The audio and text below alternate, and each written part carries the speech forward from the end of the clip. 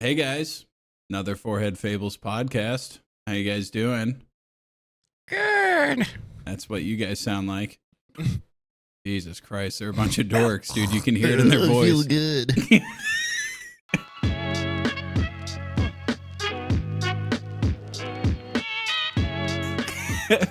I just have like 30 minutes opening of just us mocking what they sound like, presumably. Superman does good. I'm doing well. Okay, bitch. You know what we meant. Whoever just thought that. Whoever just said that. Yeah, whoever just said that, we are personally going to rip your fucking head off. Yeah.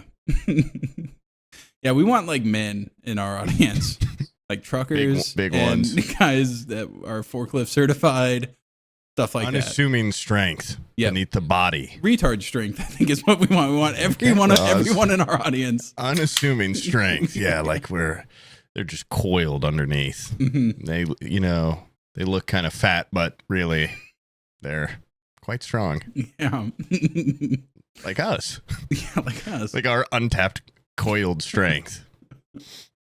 Or our once guest that never came on. Haley Joel Osment. I don't know if you guys saw, but he was trying to break out of handcuffs. Damn near got him bursted out. Yeah. They showed a picture later and they were like completely like warped. Ghost power activate. I am AI. Yeah, I saw that. I saw that like last night. Was it last night? I think that I saw like a Twitter thing about it. Like he had gotten arrested. I think it was yesterday when he got arrested. Got tagged in it a bunch. Yeah. And I felt like just tweeting like, this is what happens when you fucking don't accept an invitation to come on our podcast. Your life goes down in the dumpster. Like it was going to be more like this is a warning for future people. If we come knocking, you best answer the call or else this could happen to you. If only you saw Ghosts of the Future and saw his two life paths. Forehead Fables, fame, again, sequels, deny Forehead Fables. And all of a sudden you're getting arrested at a ski resort with coke on you. Yeah, and drunk at a ski resort, really? Yeah. Inappropriate. He did have a helmet on, but I saw in the article that he had it on backwards at one point, so... Well, that's not the way cool. It goes. It's cool. Yeah, let me spin this around. It's like wearing a backwards hat. Yeah, it's pretty good. Hey, actually, that's what I do. Pretty cool. Like before you roll up to the double diamond or whatever, you turn your like Ash Ketchum. You put your helmet on backwards and go. And your ski boots and your skis. I feel like Haley Joel doesn't do anything beyond the bunny hill. I feel like he paid a lot of money to go to the ski resort, and then he probably does the introductory hill. Nothing wrong with that, but that would be a cool, now that I'm thinking about it, wear everything backwards so people think you're skiing backwards down like a black diamond, but really you're going the right way the whole time. Could be a cool trick. Yeah, I think there was a musical group that did that where they wore their pants backwards. Oh, is that like a 90s group or 80s group or something? And then they realized that like you actually had to have music in order to be a group, and you also can't if just you wear have your to pants piss. back. Yeah. Then you have to take your pants fully off. Which that might be ideal if you have like IBS or something like that. You just have the zipper where your asshole is. I've seen a picture that it was kind of a cool idea because the pockets were really big on the back, and then you've got like two little bags basically on the put all front. your stuff in. Yeah, I don't hate that idea if it had a zipper. Honestly, I'm gonna write that down. I don't hate backwards pants. I just feel like they're a little bit better if you turn them around so that they face the front way. That's big just ass pockets. That's a personal preference of mine. Jinko jean pockets on your front. Yeah. Maybe sweatband, like sweatpant material on the band so you can tuck it down easy for peas. Okay. Yeah, I'm buying this now. A helmet that goes backwards, but it's got eye slits or something. I don't know. I mean, didn't they used to have like button-up shirts, like flannels that were buttoned up the back? That seems really inconvenient. I don't know. I wasn't alive back then, but it seems right that a fad would just be like the dumbest shit in the world. Well, just, different. Yeah. They're like, let's try this out. And then it looked cool on one guy. And then people are like, okay. I mean, it's like the Osiris's and stuff, It's just you can't really judge, in our future selves, it looks so stupid, but maybe at the time it was really cool. Like me with that braided necklace that gave me balance, and the bracelet that also gave me balance. Maybe. Are you talking about the red string? Cool. It was just like a red. Like it had like a little plastic thing there that was, I guess, the magnets, and they had these braided necklaces that people would wear. There were like 2 cords braided together. Had them in Bengals colors. Pretty cool. I've got it somewhere. It's supposed to help you with sports. Did it work? No. Okay. No. If anything, it was bad because the other team could grab it and pull you back. Well, that was the big problem with the puka shell necklaces was when you got into a fight in middle school and someone grabbed your necklace, the puka shells would hurt their hands, though. No, they exploded everywhere. Oh. If they broke the fishing wire that held it all together, you just had little bits of shell. Puka shells. Yeah, they would just go everywhere. Tightly packed. Yeah. Shrapnel. Mine was heirloom. My brother had given it to me because he had realized the puka shell was old news, so he gave it to me. And then it got obliterated on me while I was getting my ass kicked in the 7th grade. That's so embarrassing to lose your entire necklace. Sam. Yeah, to lose. Yeah. Give me that chain. What the hell? It's good defense. Like your bully can't get your necklace. Yeah. I'd get a gold chain if when you grabbed it, it like melts to their hand or something. Like Midas. Yeah. That'd be cool. Yeah. But anyway, that fat bitch got what was coming. Yeah. Haley Joel got arrested at a fucking ski resort for being drunk publicly. We have the video. I do want to warn that this guy has, you see Haley Joel and you go, has to be the sweetest little boy in the world. He very quickly pulls the like, do you know who I am? Like, you're going to regret treating me like this. Like he starts doing that shit, which makes me hate people when they do that.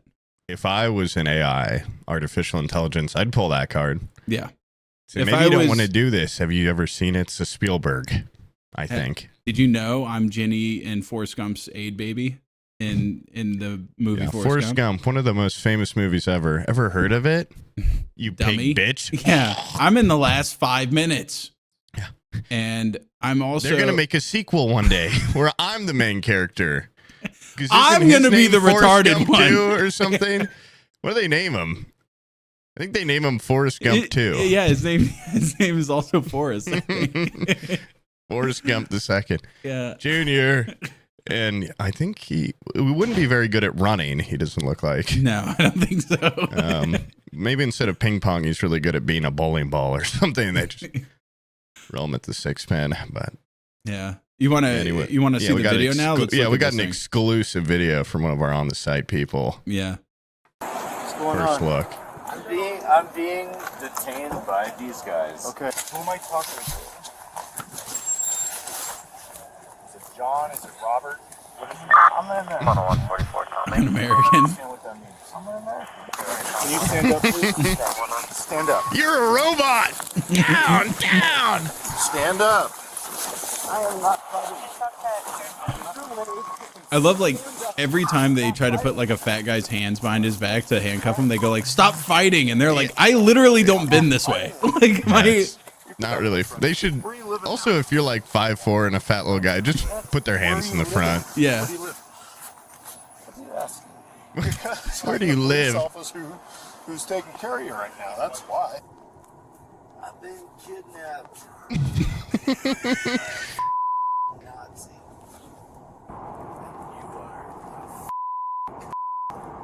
See? Wow. Yeah. We saw earlier. They cut the part where they ask him about forehead fables. It's weird. Yeah. I forgot to do that bit.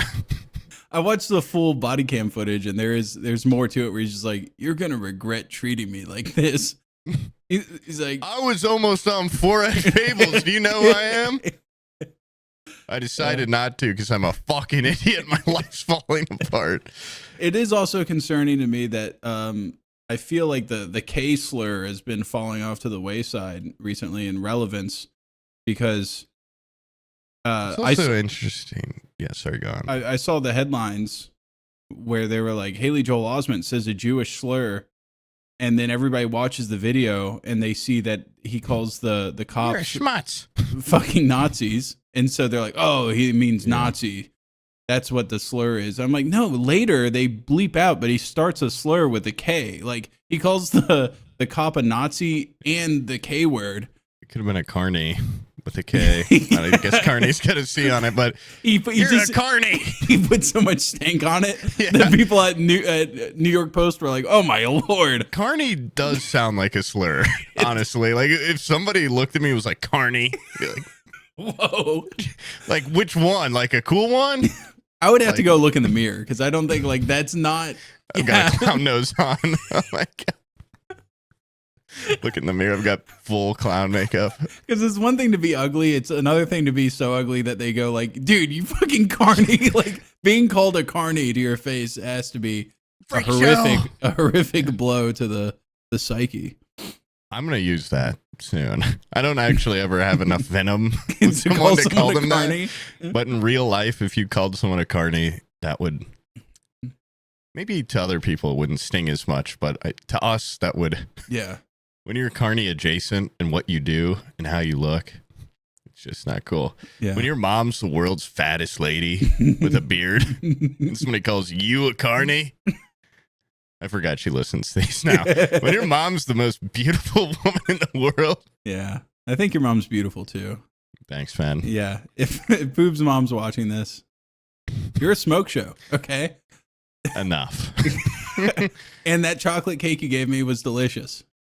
Is that a euphemism, dude? You better watch your fucking mouth. Hey, dude. God, why did I say that? Oh. I don't want any beef with your family, okay? They were very nice to me. Your delicious chocolate cake. I don't like the way you're saying that, dude. Carney. Dude, my mouth's watering thinking about it already. Thinking about being in your mom's house. Oh my God. Yeah, well, your wife's cookie was quite delicious.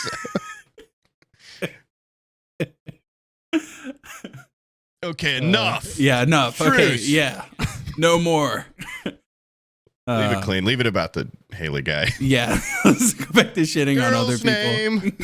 Girl's name, you fat carny. Don't show him too much. Now that his career is cratered even more, Oh, yeah. he might. Once you're at the point where you're publicly saying slurs, and it's all It's around time to the come internet. on for it, Fables. Now it's time. Now his career is lowered to the point where it's a Podcast natural circuit. It's natural for him to come on here.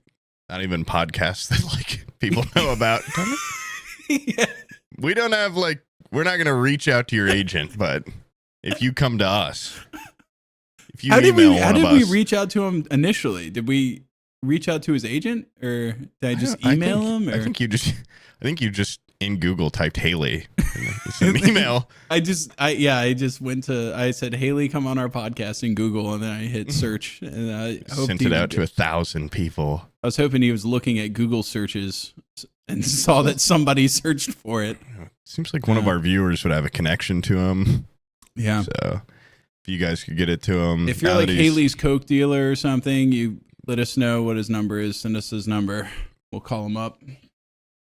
If you're a ghost, right? From the movie he was in a couple. He was in a couple of good ones. Yeah. Yeah, it's also embarrassing to be arrested like that, so visibly drunk and disheveled, and how they just kind of sit him fatly in the chair. He's just like, he's got his hands handcuffed behind him, and they don't want him to crush his hands with his immense girth, and so they put his ass like at the very edge of the seat and then lean him back. So yeah, he looks like an angry toddler. Yeah, he's got that belly poked all the way out. Oh, you guys are fucking Nazis. I don't know if it's true or not, but I saw someone say like his house was destroyed in it's not funny, but in the LA fire. Yeah. So they're like, where do you live? He's probably just like, fuck. I don't know. I mean, you say that, but like, surely if my house gets taken out by a hurricane, which happens a lot here. His house does get taken out a lot, yeah. We have insurance for that. We have homeowners insurance. If he had, first of all, a lot of the people that lost their homes in the fires over there were all like hoity-toity rich people, he has to have homeowners insurance on it. There's no way they don't have like fire homeowners insurance. If he neglected to get it, that's on him, dude. He's just an idiot at that point. He didn't have the wherewithal to come on our podcast. You think he's got the wherewithal to get every type of insurance? I mean, when you live in a place that sun. they're constantly on the news cycle, they're like, oh, Californians are running out of water. There's no water. Where's all the water at? There's big fires everywhere. Can't see outside because all the fires. I would be getting fire insurance pretty quick. I'd be getting water. I'd be getting big totes of water. That too, yeah. Building walls. Water. Metal walls around my house. Filling it with water. Yeah. A moat. You got all that money, make a moat. I don't know if he gets enough work to fill up a moat in that dry environment. I was gonna say if he came on our podcast, we wouldn't have paid him, but we'd if he asked, if he was like, please, I'd throw him $100. I'd throw him $200. Yeah. If he groveled. Yeah. I said, say the line from AI. Do one of your lines. Does he even have a? Does he even do have... the iconic line from it? I can't even think of like one dialogue line he has in that movie. For the amount we talk about that movie, I really. Yeah. All I can remember is just Jude Law's like perfect hair and teeth and everything because he's like a gigolo. See, I don't remember that. You don't remember that? I remember that movie with Jude Law where he's in a wheelchair. Oh, Gattaca? Gattaca. Dude, that movie rocks. That's just it. Haley should have been in that one. That was a better movie. Yeah. That would be funny if it's the movie, the premise of Gattaca, but take Ethan Hawke out and put Haley Joel Osment in. I'm Jude Law. I'm an astronaut or whatever. They're trying to pass, because I always thought the premise of that movie, the premise of a lot of those movies is stupid, where before technology got there and they make Tom Hardy play two different characters in a movie, or Eddie Murphy or whatever. But in like technology was there. They had like John Travolta turn into Nicolas Cage. They look nothing alike. And Jude Law looks nothing like Ethan Hawke in Gattaca. Like, what do you mean they look nothing alike in Face Off? They literally swap faces and just use the other actor, right? If you took Nicolas Cage's thin little face and stretched it over John Travolta's giant, stupid head, that would be like if we took your face and put it on my head. I'm not going to look like you. I'm not magically just going to be like, people aren't going to look at me and be like, oh, look, it's technology. If you had face switching technology, you'd assume you have some bone grafting or. At that point, just take the brain out and swap the brains. Oh, you think they have that level of technology? What are you, crazy? We can just remake everything, but not the brain. Step back. You can't do the grow them in the lab. Oh my God. I mean, it seems like a stupid concept, but yeah, in Gattaca, there's no way. Ethan Hawke, he was a good looking dude, but Jude Law level, but a different looking, different type, different level of good looking, lesser good looking. Yes, he's more like scruffy good looking, and Jude Law was like, he looks like a Great Gatsby type or something. He looks like old money. I haven't seen the Mr. Ripley movie, but does that also have the premise of someone trying?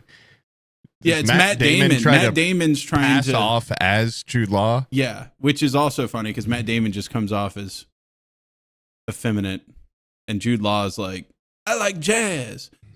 Jude Law looks great in that movie, though. I think that's like a lot of guys. I see that as like a fashion inspiration movie, and Philip Seymour Hoffman apparently did really well in there. Not shocking. What? He is like the most condescending douche in that movie. He's fucking I just mean as an actor. No. It's like there's some people that I've met where I'm like, I wish I could act towards them the way that Philip Seymour Hoffman acted towards Matt Damon. Like, it was just so. He just had his fucking number. Close. Yeah, I mean, I'm getting real close. Condescending douchebag. God, I wish I could be that. If that's One your goal, you're probably on the right track. I'm on. I'm building the foundations. I'm not quite there in the ivory tower of condescending douche. Like, I've seen the clip where he parks his car and like hops out and is like walks over. Yeah. You don't have that yet. You don't have like a little suit and a little car. You don't even have a car. No, you're actually getting further away from Philip Seymour Hoffman. There's also like a scene where he's just like annoying Matt Damon by playing his piano, and he keeps like ding, ding, like playing the keys, and he keeps like going ding, ding with his hand, and he's just like, Matt Damon's like, please stop, it's a new piano. He's like ding, ding. Yeah, he's so fucking annoying, and he's like shits on this whole house. He's like, this place is just so gaudy. It's gaudy in here. Oh, that's God. awesome. What a talent. What a fucking rest talent. in peace. Yeah. Why couldn't it have been you, Haley? Oh my God. Jesus. Just kidding. Wink. No, but really, I think anyone would take that trade to keep Philip here a little longer. He had a couple more rolls in him. Yeah. Dude, he was just hitting his stride. Put Haley Joel in Gattaca and then have that scene. Like, there's a scene in the movie where Ethan Hawke is like 5'10" or something, and he has to be, and Jude Law's 6 feet tall. And so they have to break Ethan Hawke's legs to get him the appropriate height. Haley Joel Osment, they had to, dude, he would end up looking like Dee Dee from Dexter's Lab, dude. Yeah. They'd have to break his legs and then fucking pull him with a car or something and get him strung out. Yeah. Hey, what's up? That would be really funny looking. Still, it grew. Yeah, it grew. Those little shaky legs, it'd be so shaky under the weight. Oh, God. And then folds over, snaps his legs. Hey, guys, it's me, Jude. Help. That would be awesome. Yeah. I would be interested what kind of... I don't think we have the technology to turn Haley into Jude Law, but I think there is like an ending scene where it's right before Ethan Hawke gets on the ship, where for those of you that haven't seen, the whole premise is like Jude Law has impeccable genetic like makeup, and it's in a future where people I guess like predetermine their children. They like go through and like select the genome that they want their kids to have, and illegal. And Ethan Hawke is naturally born, and so he has like he's got some defects. Yeah, he's got some defects. I think he has like some sort of genetic disorder or something. But what he does is he basically tries to take Jude Law's identity in order to get off planet for some reason. You need to be like one of those. Get genetically off planet. I would like to go there. Yeah, I know.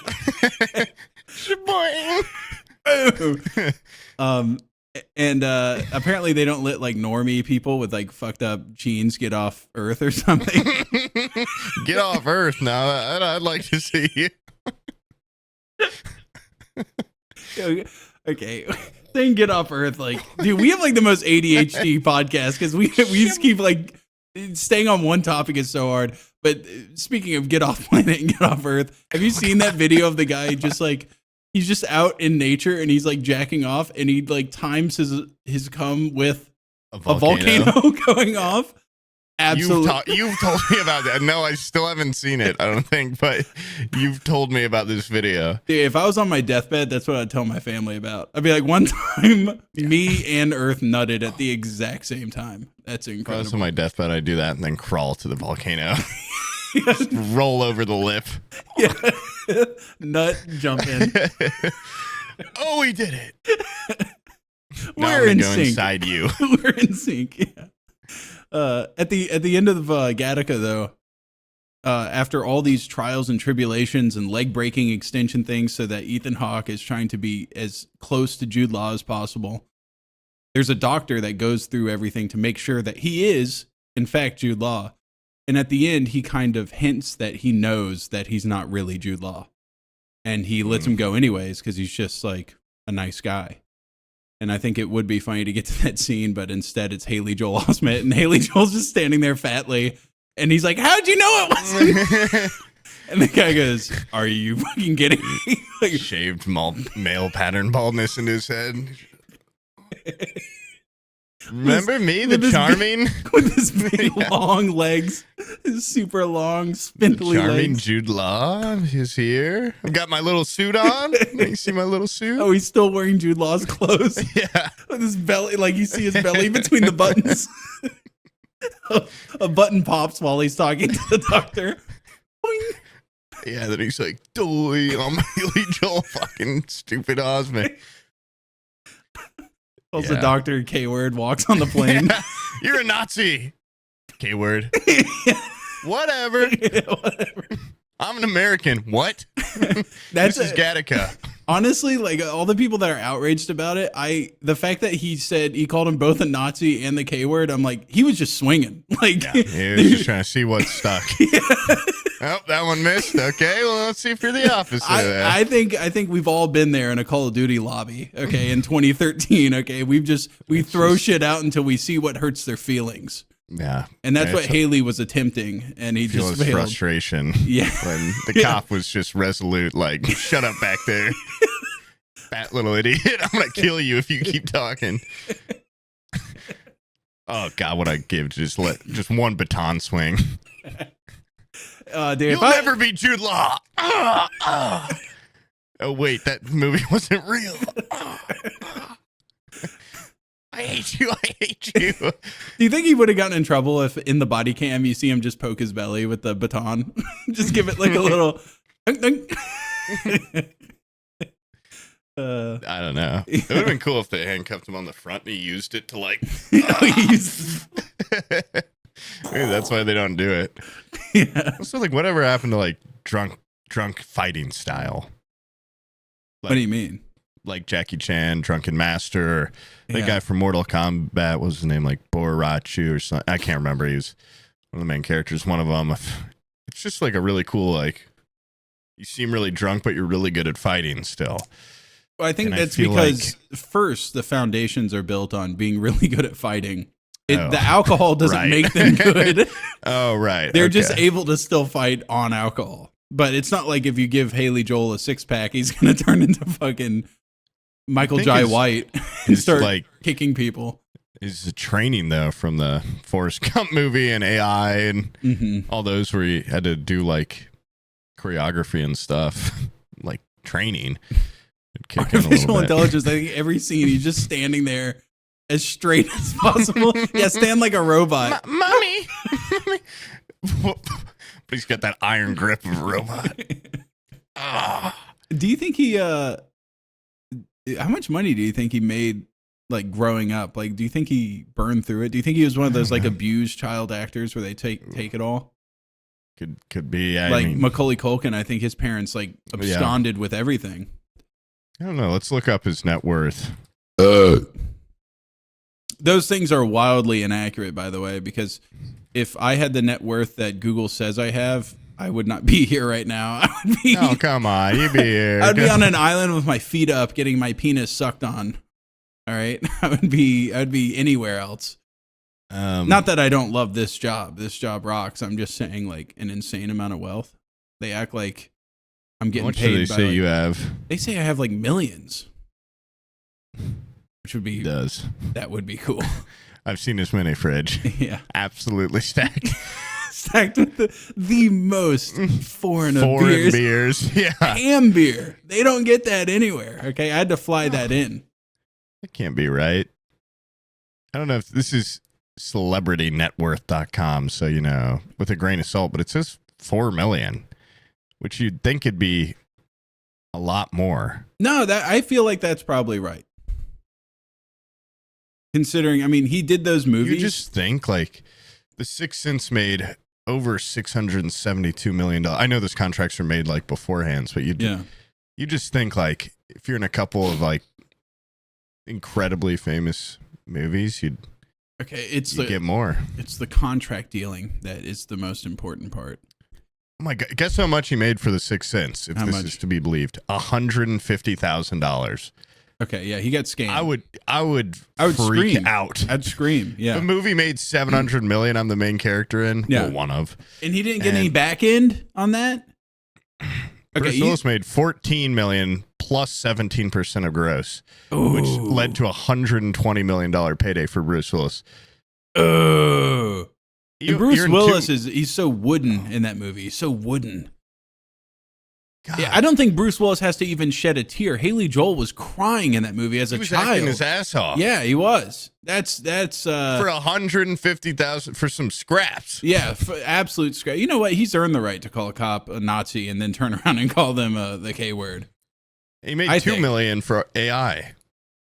Well, at least for AI. he got his payday for arguably the worst movie. In total, he earned around $5 million during the peak years of his career. Jesus. Yeah, I don't know. You just like assume he got robbed. Like actors like that, if like everyone kind of knows who they are. I mean, obviously $5 million is a shit ton of money, but you're the kid from Sixth Sense. I think this guy's got like 15 mil. Okay, I don't know if this is substantiated because once again it's on this show and I'm saying it, so it's probably wrong. But there's take it as truth. I had heard that you remember the little Vietnamese kid from Indiana Jones? Yeah. When he came to be in the movie, I think his family was from Vietnam. Like they had no idea what they were getting into, and they were ripe to be taken advantage of and getting paid like $150,000 or something like that for that movie.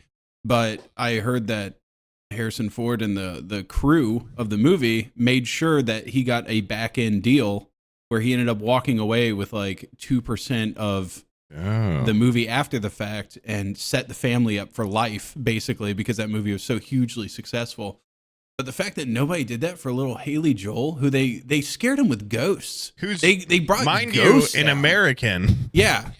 As he mentioned. Which is more important, I would think. He was in Forrest Gump, and they just said, let's give this little fucker. Yeah. Forrest Gump's like a goddamn war hero, and that's his child, who has the worst mom in the world, and you're going to pay him that much? Come on. Wait. Oh, my God. What? In 2006, he pleaded no contest to driving under the influence after crashing his car, and a misdemeanor of drug possession then, too. He's a bad boy. Serious injuries, broken rib. Yeah, shoulder blade, 60 hours of rehab, and a $1,500 fine. $1,500, that's like $1 million to him. Yeah. And so I'm sensing a pattern, doing some drugs, and then getting irresponsibly drunk. He actually sounds like he would be pretty cool to hang out with. Not bad. Yeah, he seems like it'd be awesome. He didn't kill anyone, so it's fine. So what? He gets fucked up and he screams bad words at people. In another life, he would have been one of us. I think he would have been the third host. He's a shoo-in for Brian replacement when you think about it. Get him, do that thing where you act like a robot. Yeah, channel that. All right, do a side-by-side of him in the back of the cruiser with his hands behind his back, and then Brian in his sleeping bag cold during the hiking trip when everything broke, when his backpack broke, and he was like, I cheaped out, now I'm paying the price. I'm a Canadian, don't you know? You gotta respect me. This website is literally only taking into account 3 movies. There's no way he's only in 3 movies. So he's got to have more money than this because it's literally just like, here's from AI, here's from Pay It Forward. Yeah. This is claiming he didn't even get paid. And we're not even mentioning one of his best roles yet. Secondhand Lions. Absolutely incredible, dude. Oh, they don't even mention it. Yeah. He's probably worth you throw in Secondhand Lions, 10, 15 mil? It was that Michael Caine and who's the other guy? I don't know. We never know. It's let's see. They put him we've gone down this path before because I remember being like, wow, they don't put the other old guy up on the cast at all. You really got to look for him. No, he's great. He's absolutely phenomenal.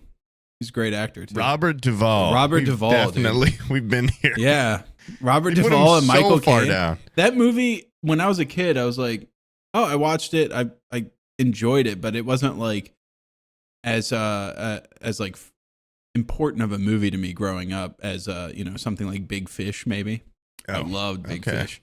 Yeah. Because it was kind of fantastical. Big Fish was. I haven't seen Big Fish in forever, but my mom and I really love that movie. Yeah. Just rewatched Moulin Rouge recently, another Ewan McGregor epic. Yeah. I did not care for that movie. I loved it. I loved it when I was a kid. I loved it when I Isn't rewatched it a musical? Yeah, but it's not like fully. Almost within 10 seconds, I was like, holy shit, this is way more overwhelming than I remember. It evens out, but the start of it, and I was also immediately like, this has to be the director of The Great Gatsby. And it is. It's got that same like, zoom, wah, like images floating around the screen and people talking all funny. Love that movie. Anyway, sorry, you're talking about Big Fish. Secondhand Lion's not as important. Oh as yeah, Big but Fish. I've then since gone back and watched a bunch of YouTube shorts of Secondhand Lions. What a movie! What a film! It's just good, dude. I love watching old Michael Caine stuff. He's so great.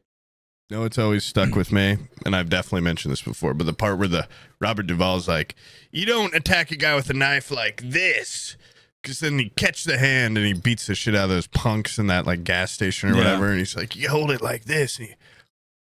And anytime I've been in a knife fight since, it's come in handy.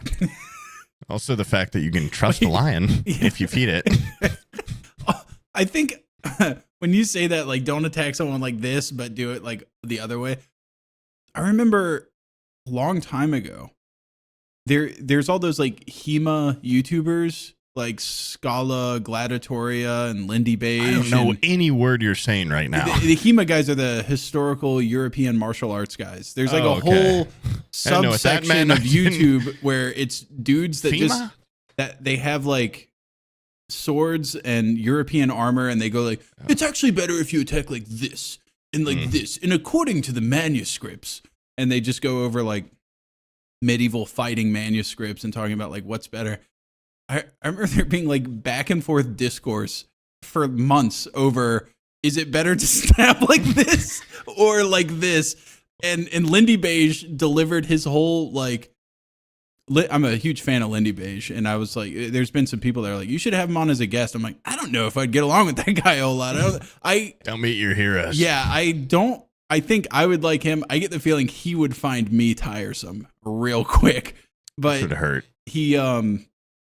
He made a whole video in verse, like in poetic verse, about why it's better to stab like this. And the guy that replied to it is that Scala Gladiatoria guy. I did not pick up that it was verse and sent a whole reply back about like, actually, I think this is a good stabbing technique.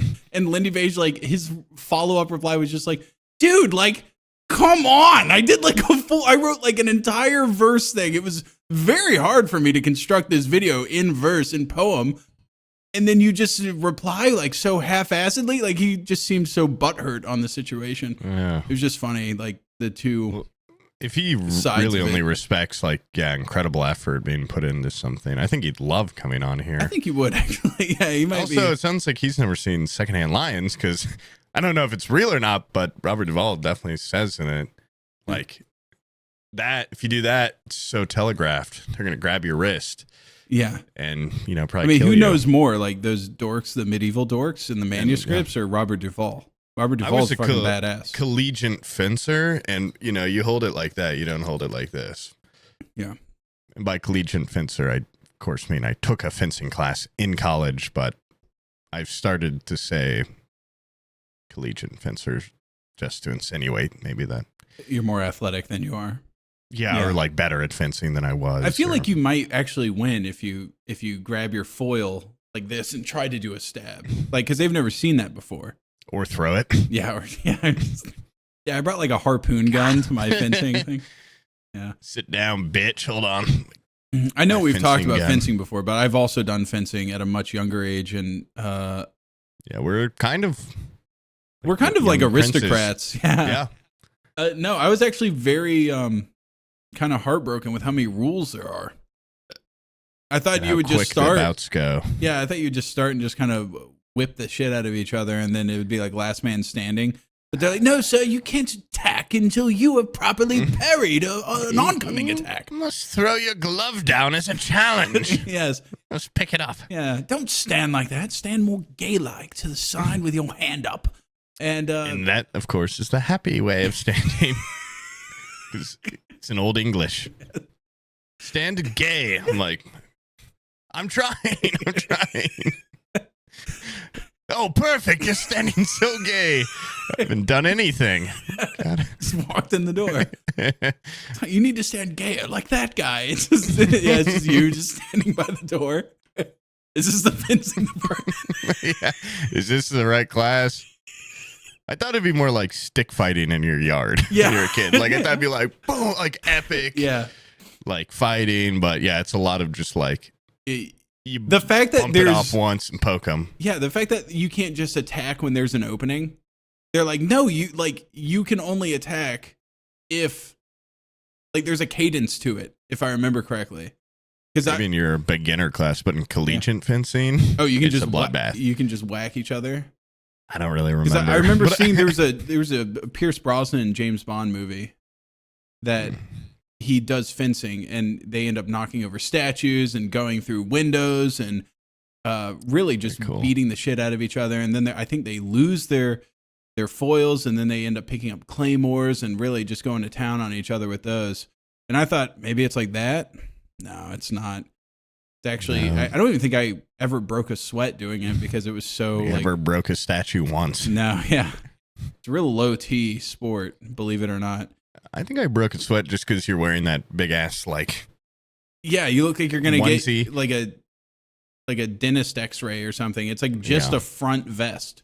And the helmet doesn't go around the back side of your head. It's just on the front. It feels like it's gonna fall off.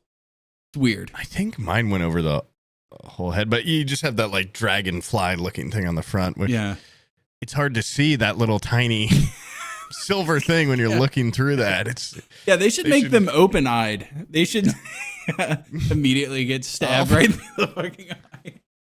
Well, like a motorcycle helmet.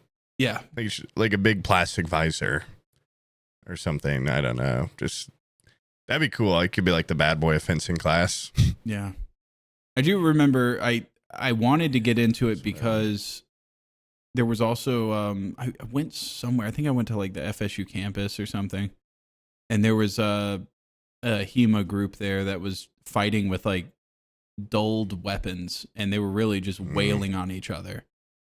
And then I went home and started constructing my own weapons that we could fight with. And so I had like a big 2x4 with nail in it. I had a big laundry basket full of I'd make them out of cardboard. Oh. And then I'd wrap them in duct tape, and they would end up heavy. Like you could bruise the hell out of somebody with them.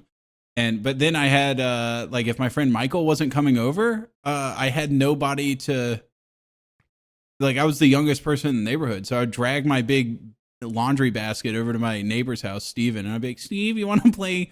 You want to beat the hell out of each other with my cardboard swords? And you'd be like, I'm in 8th grade, dude. Like, I'm not doing that shit with you. I know. Yeah. That's one of those things that, like, I think if I was less maybe more secure. I mean, it would have probably made me more self-conscious if I did it. But, like, I always thought people that did, like, light LARPing with their friends, I'm like, that looks really fun. Yeah. I'm not going to do it because I'm on the pursuit of pussy, but it looks fun. And I loved fighting in my yard as a kid. And I had like a bunch of actual swords that we weren't allowed to really fight with, but we get the like practice swords that were just wood or foam. And like my friend Cash and I would fight with those all the time. And it was super fun. And one of the most fun parties I went to in college was one where I was like constantly looking over my shoulder, like, thank God there's no chicks here. Because it was a friend of a friend's party where they had like a sword fight contest to win a prize. And they were like having like firework battles and sword fighting and smoking a shit ton of weed. And this one guy was smoking a ton of catnip because he was claiming it got you high and he was out of weed. That was bad. But it was like a sweaty nerd party. And it was so different than any I had been to. And it was probably one of the most fun. And I won the fucking sword fighting contest by being like a bitch and like trying to use my fencing class stuff. And it worked. And I won. And I got to burn my enemy's weapon. And then I got a tie as a prize. That's pretty badass. It was really badass. It was actually really cool. And I felt free. Yeah. And then I never went to another one of their events. Yeah. Because I kind of had this like built up legend. It's like this just like kind of total badass that showed up and just like one left. That is going to like an old dude area and having a get together, it's kind of freeing in a way because you're like, which is small minded because I'm sure there's a lot of girls that'd be like, I want to do I that. want to get my ass kicked. It's not about you. It's about me perceiving that you're here. This is his feeling shy. This is his Fight Club moment. He's having just an old dude time. Yeah, everyone's shirtless. Sword fighting. Can't emphasize that enough. I was the best sword fighter. But I got a bad burn from it.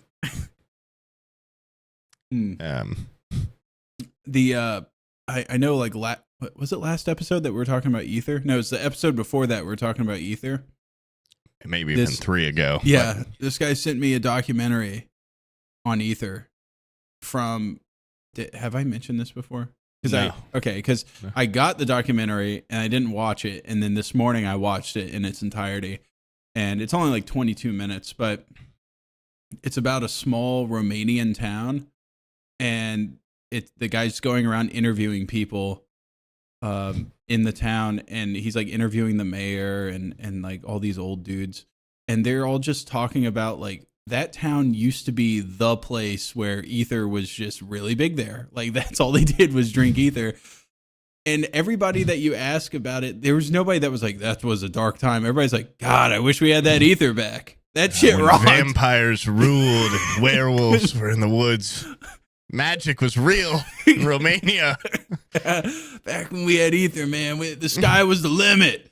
No, they were just asking all these old dudes that look like, they look like they lived in like the Black Forest of Germany or something. They all had like those kind of like fedora hats that have the feather in them that you see like dudes wearing where they wear lederhosen. I don't know what those hats are called. It's not. Yeah, I know what you're talking about. Like they would pair it with some clogs. Yes. Yeah. Yeah. It's like a cool woodsy European trilby. Yeah, it's like a trilby meets a Robin Hood hat with a little feather in it. All these guys, these old dudes are wearing those, and they're talking about their heyday of drinking ether. and like, that's dude, awesome. the nostalgia in their face too. Like when they're talking about it, they're like, oh my God. They get some, and then they bring it to the old community center from back when like Romania was a satellite country, and the community center is completely like just decrepit now. It's not even used anymore, and so like the ceiling is like caved in, and they're standing in the middle of it, and they're like, these walls used to reek of ether for weeks after we drink here. You could smell it from a block away. Yeah, and I wrote down some of the things that they said in here because it was fucking awesome. The town was called Volvovat, Romania. It has 5,000 people in it. That's it, and they were quoted saying baptisms, weddings, family gatherings, everybody drinks. The young women, the elderly, everybody would drink ether. And drinking it. Yeah, they would drink it. They wouldn't inhale it. And they were like, it was like an unwritten law. Like if you had a gathering, it wasn't an official party until the ether was brought out. and they were like, we remember in like this was like 1950 is when it was at its heyday. He was like, I remember there would be weddings where they brought wine out. The wedding would be, he's like, the wedding was nice. We loved it, but it was over in like 2 hours. But he's like, if you brought ether out, that wedding would go on all night and into the next morning. And so anybody that wanted to have a good wedding for the whole town, they would bring ether, and they would get the whole town fucked up on ether. That's so sweet. Hey, welcome to the neighborhood. Here's a bottle of ether. And they even like interviewed the mayor, and the mayor's sitting there. He's just like, I'll admit, I used to do it too. Okay. We all did ether, okay? The kids, the old people. Yeah. And they talk about, they're like, it's not legal now. And they kind of like, they put their head down. Not even the mayor can make it legal anymore. Can you believe this shit? Yeah. No, there's a point where the mayor goes to like the town well, and he's like, it used to be common for me and my cousins. Filled with ether. No, me and my cousins used to drink ether outside, like right here at this well. And one time we poured like some of a bottle into the well, and everybody in town complained that it tasted like ether for like days afterwards. It took like a week for all the ether to get out of the well water. That's insane. You think they'd be happy? Yeah. Even the water's turned to ether. Yeah. How bad does it? Because we talked about that on the ether episode. Like, it does have a really rough smell, right? Yeah. But oh, dude, gotta be there was worth like it. one of those old dudes was like, if you were at a club dancing and you didn't smell like ether, you weren't a man. He was like, other people would judge you based on whether or not you smelled like ether. I wonder. Like, this I guy bet now- doesn't party. It's weird because back then they'd be like, "Yep, that's ether." But nowadays, if you reeked like ether in a club, people would be like, "What is that smell?" They wouldn't be able to place it, right? Because ether's not as commonplace. You wouldn't be able to point out exactly maybe that it's you. That smells like ether. Yeah, they'd be like, You'd just be like, do you "Was work it at the gas airport? leak?" Do you work on the What does tarmac? ether smell like? What are they? I've heard do they it smells describe like jet fuel. So kind of Some like people petroleum. like the smell of like gasoline and stuff. So Yeah, so I don't mind it. I don't know if I'd want my like body to smell leaking yeah. like jet fuel smell, But but if you felt good, I mean, what's awesome here is, hold on, there's a couple more like points that were in the thing. It's all like it's got closed captioning on it, so I had to sit there and like read everything they were saying. But there was a great story of one of those old dudes was talking about where he went down to the Danube River and his village, like at the time, Danube River. yeah, Sounds like where my freaking Fortnite duos came from or something. classic, yeah. Thanks for that softball pitch, man. Fucking You're welcome. killed it. At the time, I guess even now, this town is like in the middle of nowhere, and so the Danube, like they would go to it, and then on the other side of the river was another town that they would show up, and on the shores they would hang out, like in the summer, just hanging out at the river with their friends, and the people on the other side of the river apparently didn't have an ether problem like they had. And they were like, The Walking Dead. all these ether addicts coming down to the river, and they said that they said it was Sunday, and they were down at the river, and everybody from their side was fucked up on ether, and everybody on the other side was just like, what is up with them over there?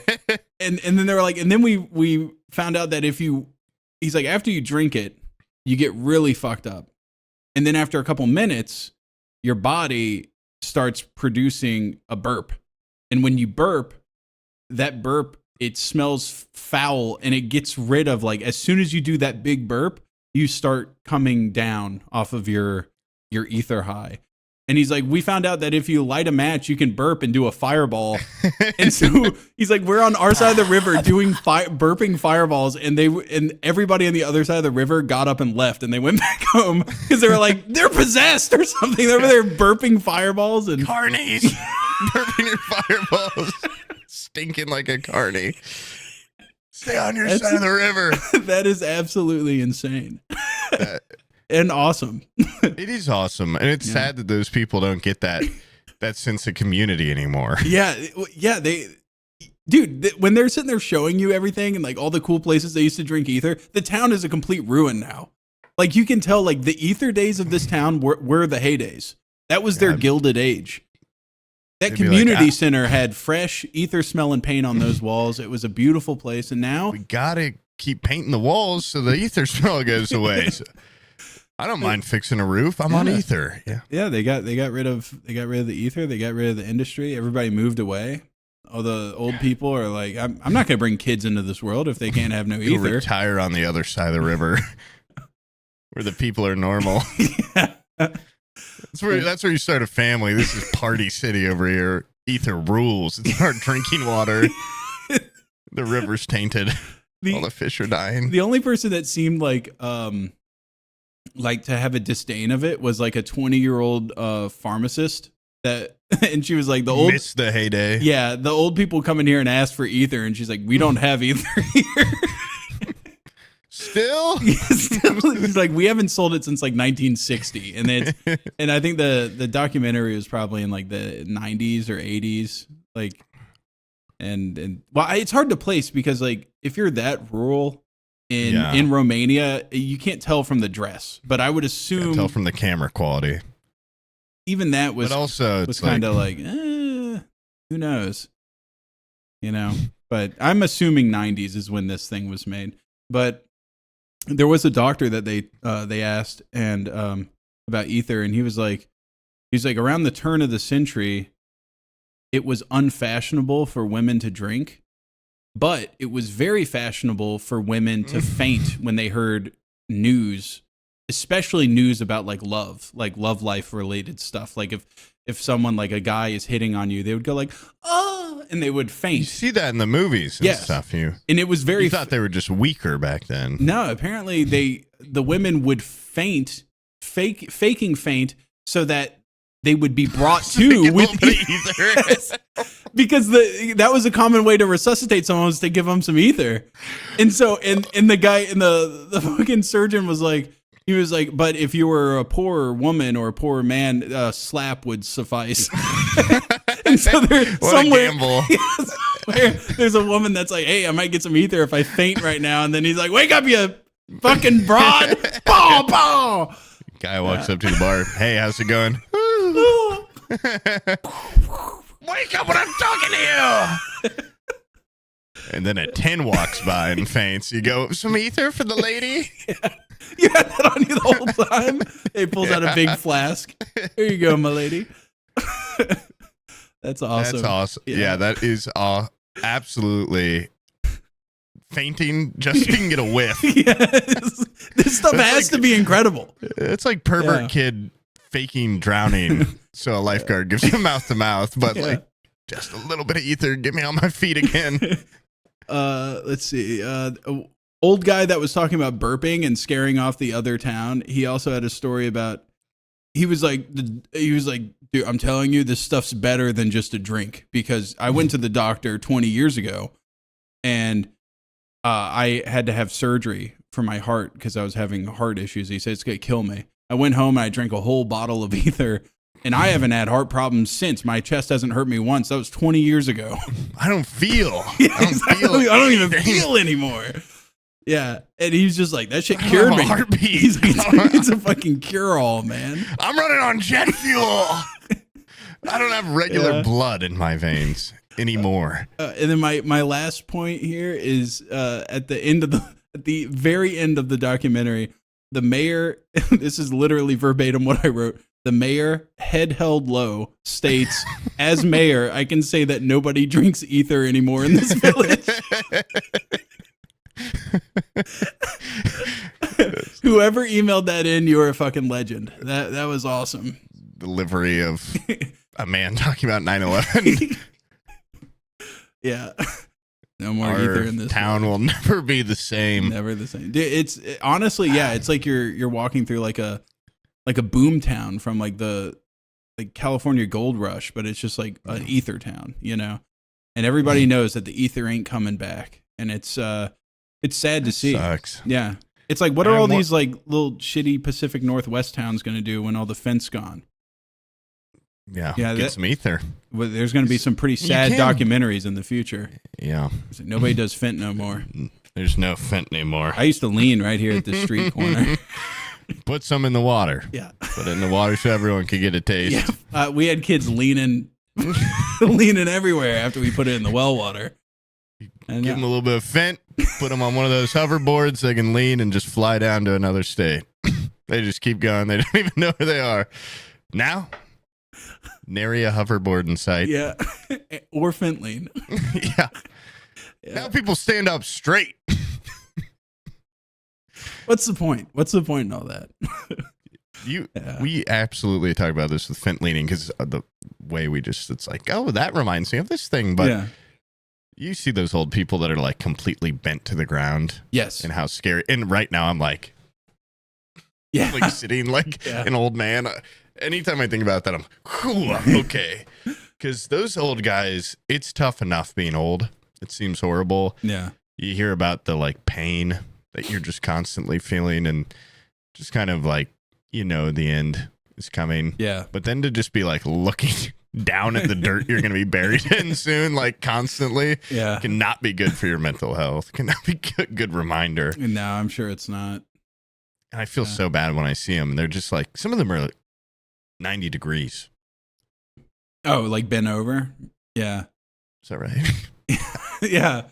Yeah, they're full, just bent. Yeah. Yeah, how's It's that? impressive. I feel like if I try to pick up something off the ground, like if I'm picking up toys and stuff out of the playroom, after doing it like 30 times, like lower back is kind of, I make sure to push my ass out because I'm like, oh, lower back's getting kind of fatigued. If you just live like that, do you just live with, is every vertebrae just like a bulge disc at that point? How do you stay bent over that much? And if you like laid them on their front, would they just be like head on the ground, feet on the ground, middle in the air? Yeah. And like, what would happen if you like pushed really hard? Could they just like crack back to straight? Yeah, if you like cracked them really, what? Have you seen that really bad and then put a brace on them? Have you seen that chiropractic video where they're giving like that 90-year-old woman a chiropractic adjustment, and she goes, ow! Like the guy goes, he's doing the thing where he puts like the towel under her neck and goes gunk and pulls, and she's like, ow! No, dude, every one of those chiropractic videos looks like absolute torture. It's modern day And then torture. at the end, they're like, do you feel better? And they're like, no! I don't know. You see that one I post on Twitter where I've got to find this video, but the guy's like rubbing with his knuckles right above like where the root of the penis must be. And then he's got the steel rod that he like hammers into his ass. Yeah. And then he's like, how do you feel or whatever? And the guy looks like he has shell shock. He's like, oh, I'm all right. What? Like, what are you doing? Like, is this real? I don't trust chiropractors. It's a fucking sham, dude. It's Get a railroad scam. spike and a hammer. Like, what can this do to my body that's going to make me feel better? Yeah. Now, if you put it right up my asshole, I might be, better in the moment. Yeah. But, because I don't even think he's actually hitting in his asshole. It's like where the tail would be. And then on the front, he's really deep. Like, he's like at the root of penis, like rolling it hard. Yeah. Which is weird because there's no joints there. It's all just one big pelvis. Yeah. Yeah. I got a knot. My penis is tied in a knot.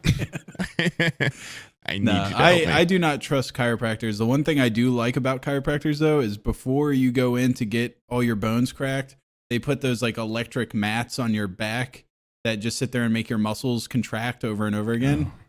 And I guess they just loosen up your muscles. I've never been to one. I've never like had like a massage like that. When you go, if you ever go, there's a part, just tell them, don't adjust my neck. Whatever you do not adjust my neck, because I've heard that when you get put in a fucking wheelchair, it's because of the neck adjustment. When they're doing the cracking of the neck, that's when people end up getting paralyzed. You're laying on your belly and you're looking up at the ceiling. Yeah. And then how do you feel? They twist it off. It's all backwards. Yeah. It's all backwards. Rip my shirt off and see my back. There's joints inside the body that you can only reach the practice hand. Yeah.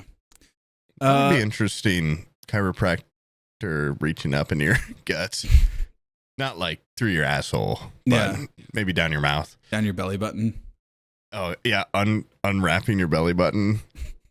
I always get worried about that when I fiddle with it. That you're going to undo the knot? I was so scared, that I could like untie it and my guts would just spill out of me. Everything would pour out.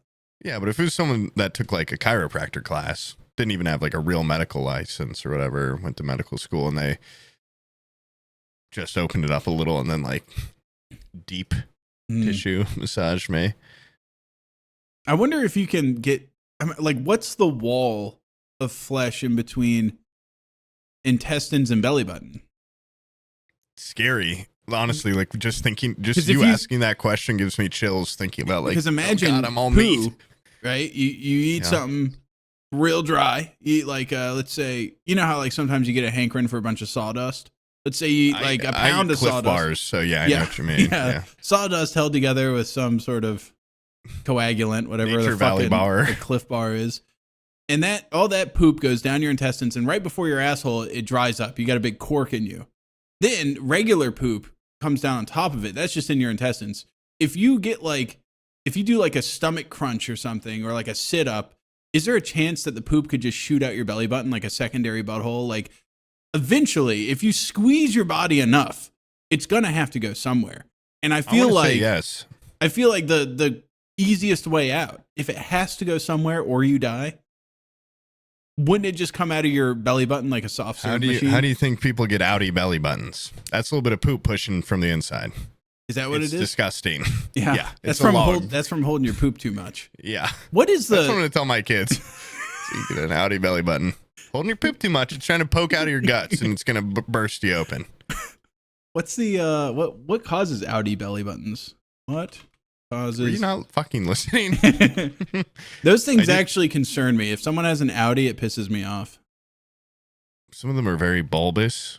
I bet Haley's got an outie. It would not be good to be really fat and have an outie, because then on your like tight shirt you just see like a little alien popping out of here. My uncle was like that. My uncle was like that. He had a was it an umbilical hernia? Oh. And so his belly button started to poke out. But then as he got fatter, his belly button got wider and wider. I swear to God, dude, his belly button was that big around. It was it looked like, and then it poked out a little bit. And so on his shirt, yourself. Go to the bathroom. No, on the inside of his shirt, it just looked like someone had the bottom of a Coke can pushed up against the inside of his shirt. Because it had like a rim to it where his like the rim of his belly button was. And then it had a very subtle, like a little You've round. talked about that before, and it's never grossed me out as much as right now, just thinking about like touching it. And yeah. The other day I was just like looking at my hands and was like, there's skeleton in there. There's flesh. There's blood. It's all so close right under the skin. Yeah. And now the belly button. What's right behind that little thin wall? Could be a mountain of shit. You don't know. And how easy would it be just for like some piece of machinery that I'm normally dealing with, or something to just cut me open? It's weird how like Krav Maga and judo and stuff, they always like work on like slamming people and like repositioning them. Like some striking martial arts, they always talk about like rocking someone so that they knock them out. I would just want to do one where it's like you just focus on doing like a pincer move with your fingers, like the 5-finger exploding heart technique, but just to someone's belly button. Like, could you 5-finger belly exploding technique? Yeah, could you just like quickly do like a fist like that and go into someone's belly button? Get 2 fingers in there. Could you go say their belly button if you try hard enough? And how scared would they be? You'd tap out even if you're at an advantage. Even if you're not getting in there. Even if you're not getting in there. If someone fish hooked either side of my belly button, first of all, already I'm dialing it down. This is something where you don't come from the front. This is you come behind them like that. What are you doing? And once they have me like this, I'm tapping on their hand immediately, because I'm like, I don't even want to know where you're going from there. Once you double fish hook either side of my belly button, it's over. I've thought about the idea before of getting someone in one of those headlocks where like you've got their head with your legs, and you're up behind them, and then just pissing your pants. And how bad they'd be like, "What is that? What is that?" And it's like, if you're in a street fight, you can do whatever. Yeah, there's no ref. And if you piss your pants, shit your pants, or something like that on them, they're gonna be freaking the hell out. Get a finger in their belly button. I saw a video on Twitter the other day. Apparently, the way you're supposed to break up a dog fight is you like lift up the dog's back legs or lift its tail up. This guy, a German Shepherd, was like going to town on a little dog, and a guy just runs up behind it, lifts its tail up, and like we've talked about this on the podcast. Shit. Okay, well, I re-saw that video. I don't know if at the time I'd seen it, but I was just like, what? Okay, what's insane is I love my dog. I don't know if I could like. What's insane like a lot. Is that isn't one hero with his one technique that worked that one time. Because I think last time we talked about this, that's what we had hypothesized. Like, what did that guy go through where he was like, I know that I got the perfect trick for this one moment. Because the video you saw, which I've seen too, is the second video where someone fingers a dog's ass and gets them to stop. The first one was like a pit bull attacking like a Pomeranian type dog. There's a guy beating the pit bull with a 2x4. Pit bull's not letting go. Guy comes up, fucking raises that tail, sucks the end of his little index finger like he's about to put a stamp down, and goes to town. Yeah. he goes to town fingering that dog's ass. The dog immediately lets go and goes like, the turn and look at the guy is so funny too. The dog's like, it's like, whoa, chill out. Imagine There's like no need to go that far. Imagine you're the dog and you're just like, I'm killing some, hell yeah. And then just like, what? Whoa, dude. Excuse you. Yeah, my asshole, man. Like, what the fuck? I was okay with the dude beating me with a 2x4 and all the people screaming at me and yanking on me. But you just went too far there. You just brought it to a place I didn't want it to go. I just wanted to kill this dog and get out of here.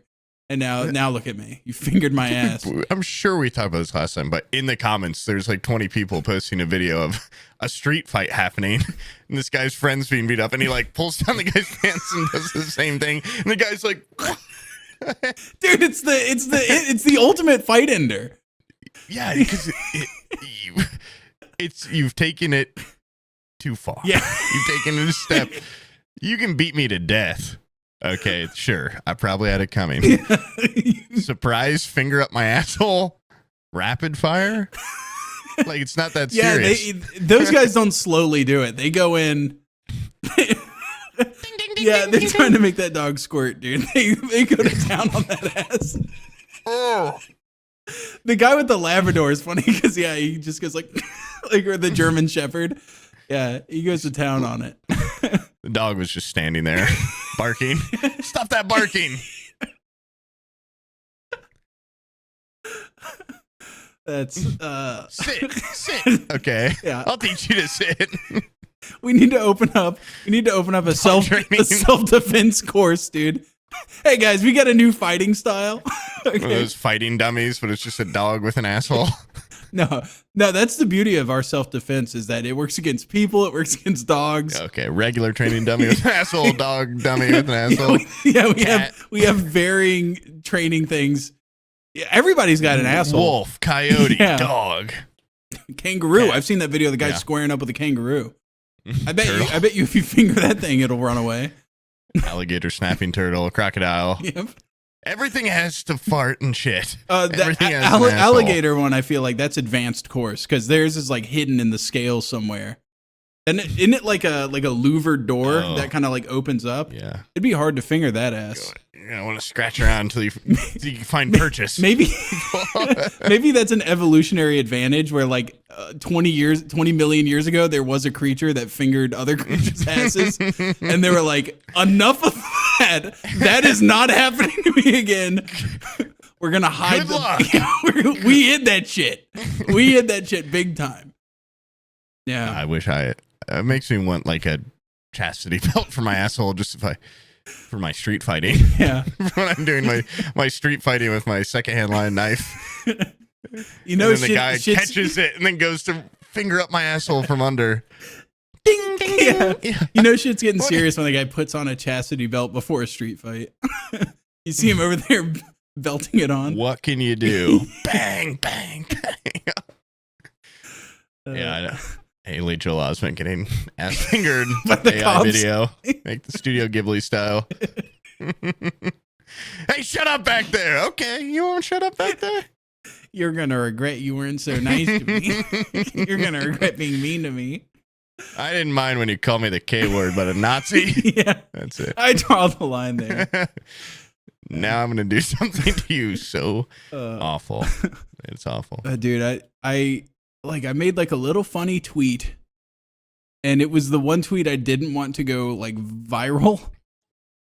It was yesterday. You can't ask for those kinds of things. I know. Yeah. Usually people want them to go viral, but I made a tweet like, did you know Elon Musk he has like 12 kids? I didn't realize he had so many kids. Yeah, he's got a shit ton of kids. Yeah. I found out they're all in vitro. Like he didn't make a single one of them naturally. And it's because his botched penis. I didn't know that until I saw the comments. So I made a tweet. I was like, wait, Elon's been getting all these women pregnant with in vitro fertilization? Dude, I got a way cooler method you should try, you dumbass. And burn. Yeah, burn. Just like a little simple burn. And then I come back and it's got like 5,000 likes on it. I'm like, oh, sweet, cool. It's doing well. That come back as 100,000. I'm like, oh damn. I'm like, oh shit. And then I just checked out now. It has 174,000 likes on it, and I'm like, oh, the guy that owns this website probably has seen it, and he has like unchecked power within the federal government, and they're making people disappear. Oh fuck. Oh shit. Like just Actually, goofs, my dude. method sucks. I think I think in vitro is actually way cooler than regular sex, and I think that's awesome for you. Regular sex is overrated, and I actually prefer penises small and mangled. Yep. On the record. For the record. Sir.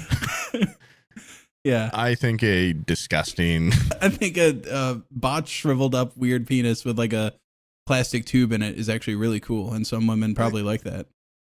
It's kind of heroic to even try to aim, shoot for Mars, shoot for a penis beyond what you were born with. Yeah. It just like takes some real balls. It's weird that billionaires have had 2 botched penis enlargement surgeries. There was that other billionaire that died like a couple years ago trying to get his penis more bigger. It's the one thing money can't buy. Well, it can.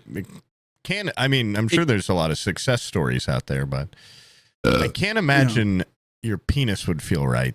I also feel like the more money you have, the more you can just like pay a woman Not to act care. like it's huge, you know? You wouldn't even have to pay them to act like it. They'd just be like, this thing's awesome. I don't pay Abby. Yeah. It's because that money, that patron money. Yeah, she goes, this is awesome. And I go, it's not even botched. It came out botched like that. A surgeon didn't do that. I was born that way. It doesn't remind me of your uncle's belly button. It's awesome. And I like how wide it is and how short it is at the same time. That's incredible.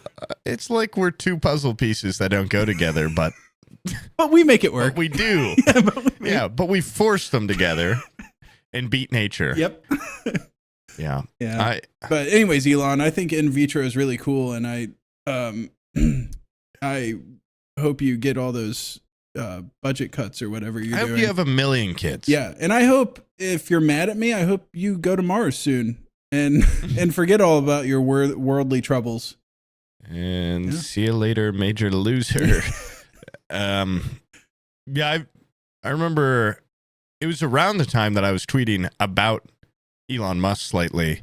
Well, no, it was right before that I got shadow banned. And then I made a tweet calling him like a fat pussy and all this stuff. And talking about him like crucifying me and like shocking me and being like Lonchicus and stuff. Yeah. After I tweeted, I'm like, I mean, it only got, 10,000 views or something. I was like, this guy seems pretty petty on here. I really hope I don't get banned. And I can't imagine getting like 100,000 likes. I'd be like, oh, probably could be on his radar for the day. Seems to spend a lot of time on Twitter. Yeah. So you should be. It is astounding that you can have that much wealth and be that like, and like that much access to culture, if that makes sense, and like the molding of culture, and be that uncool. Elon, if you're still watching this, you'd turn it off right about 10 seconds ago. Because I'm actually like a huge fan, but like Elon, if you're watching this, deafen really quick. This is just between me and my friend, my co-host. But like basically the new Iron Man. If he was a dumb fat pussy with no self-esteem. But more money. Dude, like 10 years ago, I think I remember having the conversation with my dad because it was one of those moments where I was like, God, I turned out so fucking wrong. Because like I remember talking to him, I was like, I feel like Elon Musk is going to be looked back on as like a Howard Hughes type, like an misunderstood genius that was out of his time, Yeah, he should have stayed a little more in the shadows where people could draw their own conclusions and kind of give him like there's some mystique around him a little bit. Yeah. Be like, oh, this guy just wants to make cool things and go to Mars. Sure. Yeah. And then, he took a turn into the spotlight. That was not good. It's a poor choice if he wants to be liked. Yeah. He seems to want to be liked and respected and loved. And I'd say getting into politics is a quick way to lose that. Yeah. Yeah. Unless you're like a cool politician. Like Teddy Roosevelt. Yeah.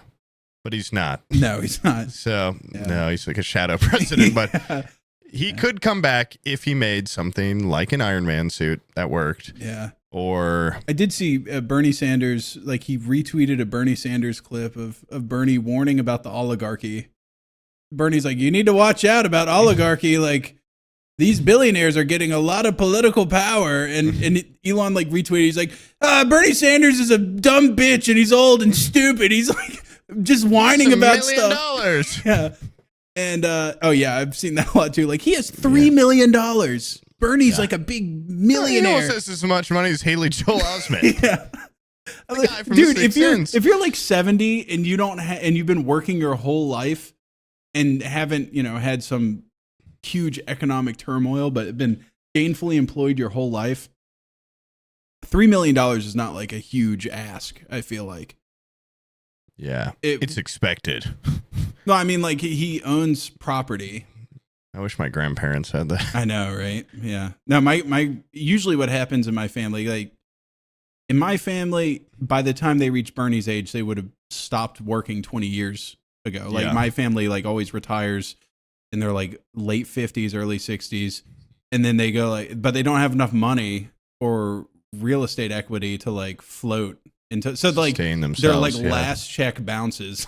And then all right, time to die. Which I think is honestly perfect. That's how I want to die. But as the generation under them, I really wish they would have like millions of dollars before they die. Work till they were 90. Yeah, that would be so much cooler. At least a part-time job, like a burger shop. Just like give yourself some walking around money. Keep that savings tight. Yeah. But being like hundreds of billions of dollars and being like, he's got $3 million. Just like do something cool, like bring Ether back in the mainstream, make something cool to distract us, like Ether pills, a coliseum with robots, like something to distract us. How about this? You want to wield political power, Elon? You want to be cool? You want to win the hearts of the people? Okay, you need to bring Ether back to Volva something Romania. You need to bring it back to that Romanian village. Look out for the little guys. Yeah. Their well has had pure water in it for 50 years, and they're sick and tired of it. Okay, their town smells like roses. Yeah, they're now. Dude, honestly, it is such a beautiful town in that documentary. Like, it's just so picturesque. Like, if I had Ether, I would get fucked up and lounge around there. They got beautiful like rose bushes and gardens and like all these like little greenhouse solarium areas, and it should be quaint, filled with gas. Quaint Eastern European town, yeah. Just a perfect place to just lounge around and burp fireballs and scare off the neighboring town. Yeah, if you want our love, bring that town back, and then put genetically engineered like monsters in the woods surrounding the town to give them some sort of fear. Okay, keeps them in the town, keeps them on the ether. Yep. The smell of the ether keeps the creatures away. And Elon, then you need to rent us a dojo where we can teach people how to viciously finger in self-defense. Yeah. Fund our dreams and we'll talk. Then we'll talk about deleting that tweet. You have our demands and get us Haley Joel Osment's number. That's us shooting for the stars, dude. Yeah. Do these 4 simple things. Nothing more, nothing less. I'll tweet that your penis is huge and works really well. That's why you have so many kids. I'll fuck it, man. I'll tweet that it tastes good. Okay. Doesn't even have a botched surgery stink to it. Like a lot of botched surgeries. The flesh very much taking and alive. Yeah. Do you think it's just gray and like rotting off for like 10 years? I don't know. I'm surely not. With that much money, I feel like you could at least get some good flesh on it. I'm sure he's got like a little fucking backdoor slider, like choom, choom. Probably protect his asshole in a second. Do you think it was like one of the? Have you seen those implants where it's like they put like a blood pressure like pump thing in your balls, and then they put like an inflatable tube in your penis? Penis enlargement expert, huh? No, it's for like it's like erectile dysfunction. I've seen a video of them putting one in, and then in order to get an erection, the guy has to grab his balls and like pump it like it's a blood pressure cuff, and it makes his penis go. Do you think that's what he got, or do you think he was literally trying to like Gattaca his penis where they break it? I don't even know if it's real, but I'm just let's just say it is. And yeah, I think they're trying to Gattaca it, where it's just like, yeah. Well, the source is legitimate. It's Azalea Banks, who's known to be a level-headed, normal person, and comments on Twitter posts. Yeah, yeah. And then me saying that it's gray and rotting and stinks. But yeah, I don't know a lot about the technology once again, but I'd imagine you could just cut the penis off and then put in a lab-grown penis over it. Oh yeah, and then put your penis back on the end. And I've seen like they've used stem cells to grow an ear on someone's someone's back. I wonder if you could just grow a penis on your back. One person grew like, what did they grow for their eye? It was something so weird. They put like, oh, I'm gonna butcher this. They put something that's very much like not an eyeball in somebody's eyeball, basically, and grew it to where like it had the cones and could kind of see. I want to say they put like a toe in someone's eye. I don't know. Anyway, you'd think if you can do that, you could grow a penis. Yeah. And you could just slop it on. Yeah. I think there's also a lot of pressure there. Like, imagine you are Elon Musk. The coolest, richest guy. Imagine you have all that money. People would be asking, like, last thing you want people to know about, because you're so high profile, is penis don't work, right? Or small. Or penis small botched. Yeah. And so I feel like you would have a hard time funding a company where you're like, hey, why is Elon Musk like all of a sudden founded a new company where it's like Penis Grower Inc. Well, we also grow other things. Penis Get Bigger Inc. Incorporated.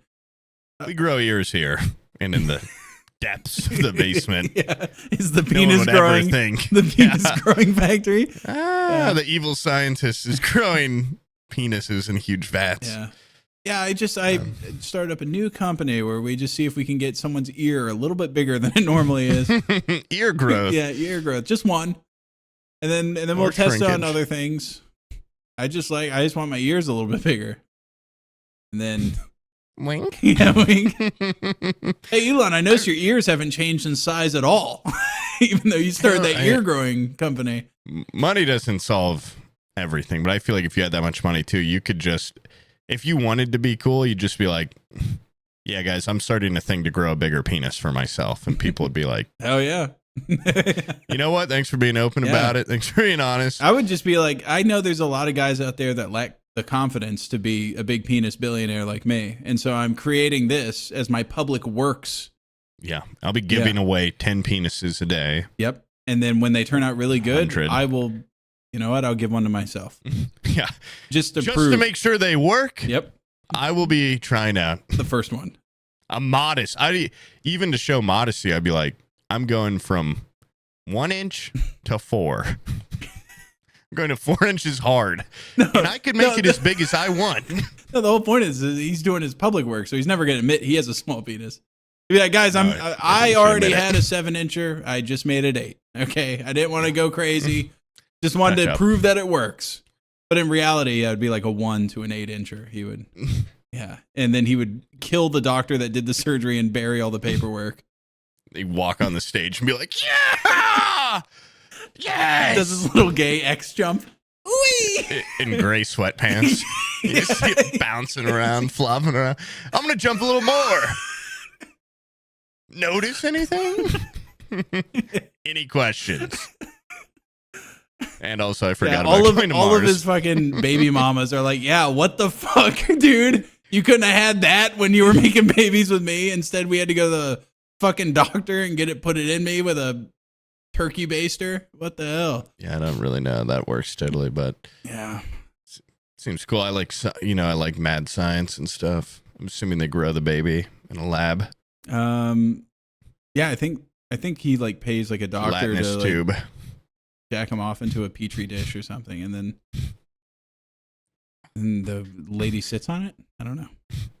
I only do it the natural way. Call me old fashioned. I don't know. Right in the belly button.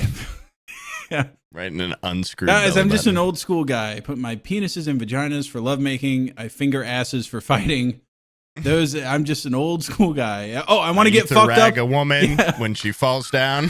I help her up with an ether rag. When my That'd be funny to do today. Like a woman faints and you're like, here you go, breathe this. Jesus Christ. On an airplane. A woman fainted. Is there a doctor? Pull up my pocket square. I got something that'll wake her up. I'm a doctor of sorts. Wait, is this kind of like a high class broad? Was she in first class? Yeah. Oh, she was in coach. Yeah. Right by the wing. First class. Lady, wake up. That would just look so scary to like. Now you just think chloroform rag. Yeah. You're like, here you go, my lady. Breathe this. Yeah, to see a guy loading a rag up that's scary business. Infinite questions. You'd be like, are you a doctor? Nah. I'm the only one that volunteered. I'm Romanian. I'm not. I'm better. I'm better than a doctor. I'm Romanian. I'm old school. Cool. Yeah. Look at my feather in my hat. I can do many things your medicine can't. Is this cabin pressurized? Because I can burp a fireball if you want to see something cool. Here's my credentials. They emergency land the plane early because they're like, we think there's a jet gas leak inside the cabin. Something smells like gas. Something smells like jet fuel. Jet fuel. That's just me. Sorry. I've been on a plane where they're like, is anyone a doctor? And I think that's one of the craziest things that you can just be like how illegal is that to be like, yeah, I'll take a look. Like, will you go to prison for that? If you're like, if nobody raises their hands and you're like, what if you don't technically say I'm a doctor, but you're like, you just get up and walk over there. Yeah. I mean, is there, how mad is that? I don't think you could get in trouble. Like, if you don't do anything to them, but you just kind of like look at them, give them some ether. Yeah. Drink this. Yeah. This will help you. It's healed a guy's heart palpitations or whatever for 20 years. I watched a documentary where an old man had jet fuel in his heart and it made him live forever. So I'm going to put a little bit of this on the top of your lip. So I thought if you're going into labor on the plane, this would somehow fix diabetic shock or something. This would fix you in some way. The baby will be more powerful than a regular baby. I have to pee. Oh, yo, Stolt just sent me a message on Discord. He's like, people are tagging us constantly about Haley Joel Osment. He sent me that. Yeah. I have to piss, but then we should also mention that another recent topic just got a little extra limelight. John Hamm hosting Saturday Night Live. Yeah. I feel really bad about what we said about him. I love John Hamm. I love John Hamm. I don't care how many people he drags around on fire by a claw hammer by their balls. He's the kind of guy that would come on this podcast if we asked him to. Yep. And he's very charming. He is charming. Yeah, he looks good in a suit. You do Mad Men, you get it. Yep. Okay, you get to have it's the classic, like, separate the art from the artist. There's a certain level. Also, I think he hasn't done anything bad enough. It does say something about, what is it, like, beautiful people are treated better than, Haley Joel just... As he got older, his face stayed this big and his head got huge. He looks like a freak now. He really hasn't done anything to us, and we want to kill him. We don't want to kill him. We don't want to kill him, but... No, Jesus. We definitely use our new self-defense technique on him viciously. And, not for pleasure. Not for pleasure. But John Hamm does something out of a fucking Saw movie, and we're still like, yeah, John. I can't stay mad at you forever. You're so funny.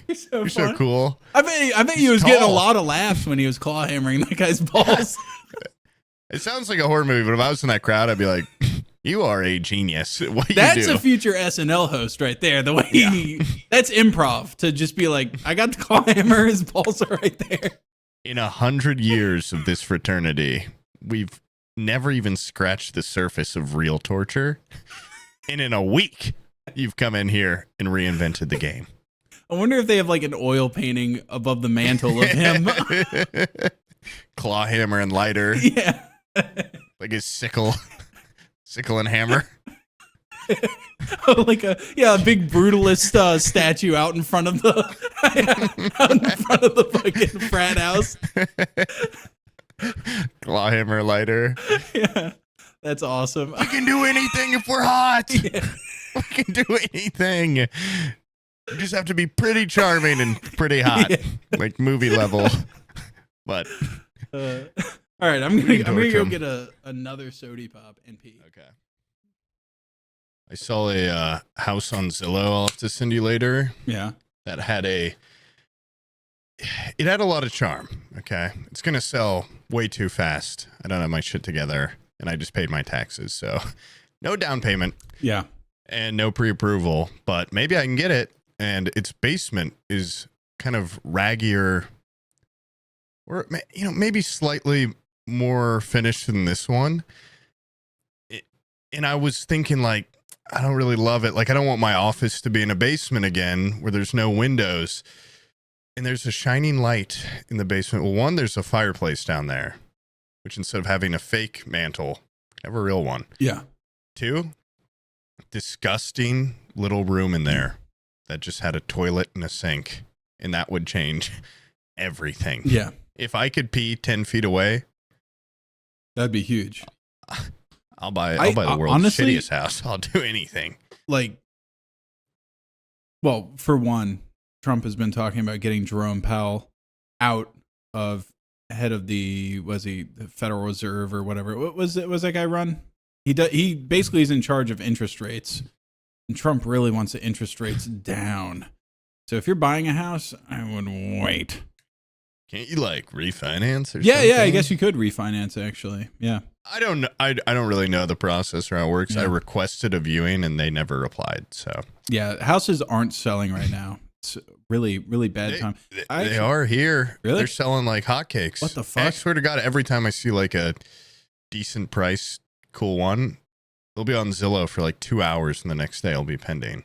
Damn. It might be pending already. I'll be sad, but very, very charming neighborhood. I just don't I need to get. I still think about that one house Happy and I almost bought. Like literally. Well, the one I went to? Yeah. Yeah, that. I still think about that house. And I think about that it was listed at $250 originally. Yeah. You also need to consider that like a young man in that house, like you would be so out of. That's like an old man's house. I would grow old there. Yeah, I would too. That's a house. Yeah, that's a house to grow old in for sure. It's a house where I start drinking bourbon. Yeah. I think you also need to realize that the first house is usually just a stinker. It sucks. I know. I need a starter home. I just want to be not paying rent. Yeah. And paying mortgage. So that equity. I don't know. Equity. Yeah, everyone's got like all these pro tips about, you want to make some real money, you got to get into real estate. Yeah. Confusing. Scary. Well, it makes expensive. It makes you realize that why Trump is treating the stock market like he's going after it with like a chainsaw, making it go all crazy and stuff. He never made his money on the stock market. He made all of his money in real estate. And so I don't think he really knows how it works. I don't know how it works, but I'm going to buy a hotel. That seems to be the way to go, is just buying real estate, and then it doesn't really matter what you do with it. You just wait a while and then sell it for more. Some of the richest people I've ever met have, honestly, when you talk to them, they're not that smart. They're just like, yeah, I bought this place 15 years ago. They just have more time in the game. And God, I wish I were like a fully formed adult in like 2005. I know. Oh my God. Yeah. Talking to my uncle, he was like, yeah, I bought this house at auction for like $40,000. I was like, fuck you. Every house is like 200,000 minimum. I'm looking at getting a car, and they're like, you can't get a car for $40,000.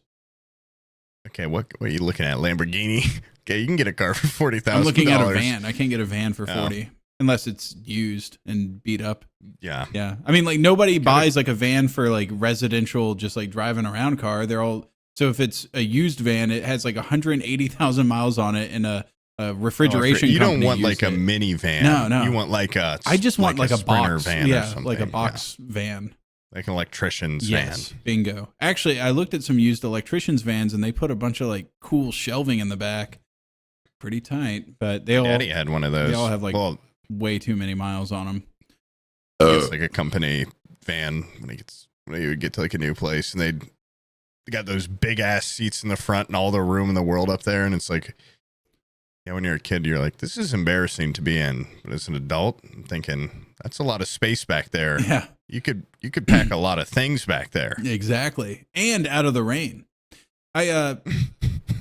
And yeah, exactly. I mean, it rains a lot here, dude. No tarp required. Yeah. Have I talked about this on here? Like I feel like I've had to mention that it rains a lot. No, I've had to explain this to like multiple people because like all the dudes in my family are like, just get a truck. Why don't you just get a truck? I'm like, dude, first of all, I have to carry kids. If I'm carrying kids, then I have to get an extended cab. If you get an extended cab truck, the bed of your truck is like, with the toolbox, you end up having like 4 feet of storage space. You can't even carry like a sheet of plywood back there. And it's out in the weather, like, unless you get one of those like roll down tops or whatever. But I just feel like it's limited. It's separate from the cab. You want a van, just get a van. Yeah. I just want a fucking van. I know exactly what I want. Enough. You should. When someone says you should get a truck, you should just. They try to talk me out of it. I ordered it. I ordered bright orange. And they were like, the guy at the dealership was like, you want orange? I'm like, yeah. He's like, why? I'm like, why? Not your business. First of all, none of your fucking business. Second of all, my daughter told me, she was sitting there like looking at cars. She's like, oh, I like that blue one. Oh, I like that yellow one. And she's like, why do you and mom have boring white cars? And I was like, I never even. Well, honey, we're boring white people. Yeah. we hit adulthood, and you go to the dealership and you get fucking white cars. That's what's there. It's a safe option. And I was like, you know what? You're right. I looked at when I was like ordering the van, they were like, it costs $0 to get bright orange. I was like, fuck it. I'm getting a crazy color. The kids will be able to see guys, my orange van and be like, that's him. You want to find Sam. Yeah, bright orange. Big bright orange Bright van. orange ProMaster. I'll be the only one in town, okay? You'll find me. You're going to be parked right in front of your house with that thing. You should be careful talking about the specifics. I'll get it vinyl wrapped. Bullseye on the side. Yeah. I'll get it vinyl wrapped a different color. Got a Forehead Fables vinyl wrap on it. Now they never know. I thought it'd be really fun to do like classic, like get a bench seat advertisement for Forehead Fables or something. Like I see those around here a lot. I've wanted to get a billboard in like a sketchy part of town, but I think it's easier to find a bench seat that you can in a sketchy part of town you can advertise on. Would you even get one viewer from it? I don't know. No, I just want cheaper. I just want the photo of me in front of the ghetto, like sitting on the bench. Yeah. It would be really cool. And then just say, all right, take it down. I got my photo op. Yeah. Maybe what we can do is we can get one in like Kensington and Pittsburgh, like one of those like Fent. Oh, like one in each city. The Fent HQ. The ether capitals. Yeah.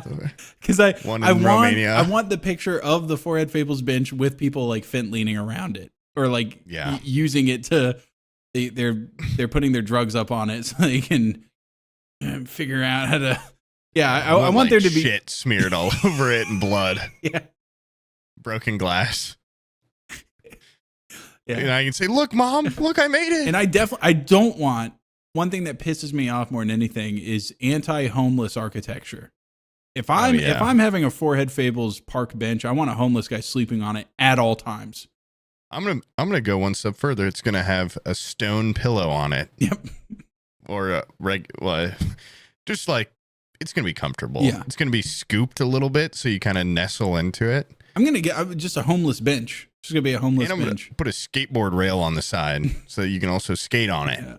It's going to have little ramps going off either side and a bed. Homeless and skateboarders. It's going to be a twin bed with the headboard and the footboard are going to be rails. Yeah, that would be sick. It's going to be a Forehead Fables comforter. And we're just going to drop it off. We're going to make 1,000 of them, drop them off in all the metropolitan areas. This could be huge. This could be good marketing. Not by my house. I don't want one of those people sleeping by my house. Absolutely not. I don't want those skateboarders making their ruckus over there spray painting it. But yeah, like in another neighborhood, that'd be really cool. Yeah. But when I went to go get a vending machine on the back, everything's 10 cents. When I went to go get my drink, Abby is so sadly sitting in the living room. In complete silence. Yeah, just kind of sitting there like hands on her lap. She's the kids are out for the weekend. They're with the in-laws going to like some campground. And so it's just me and Abby for like Thursday, Friday, Saturday, and Sunday. And last night we went out to dinner.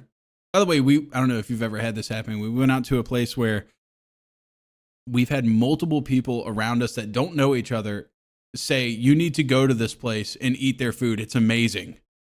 We've gotten recommendations from all sorts of people from all walks of life. Everybody has come together and said, this place rocks.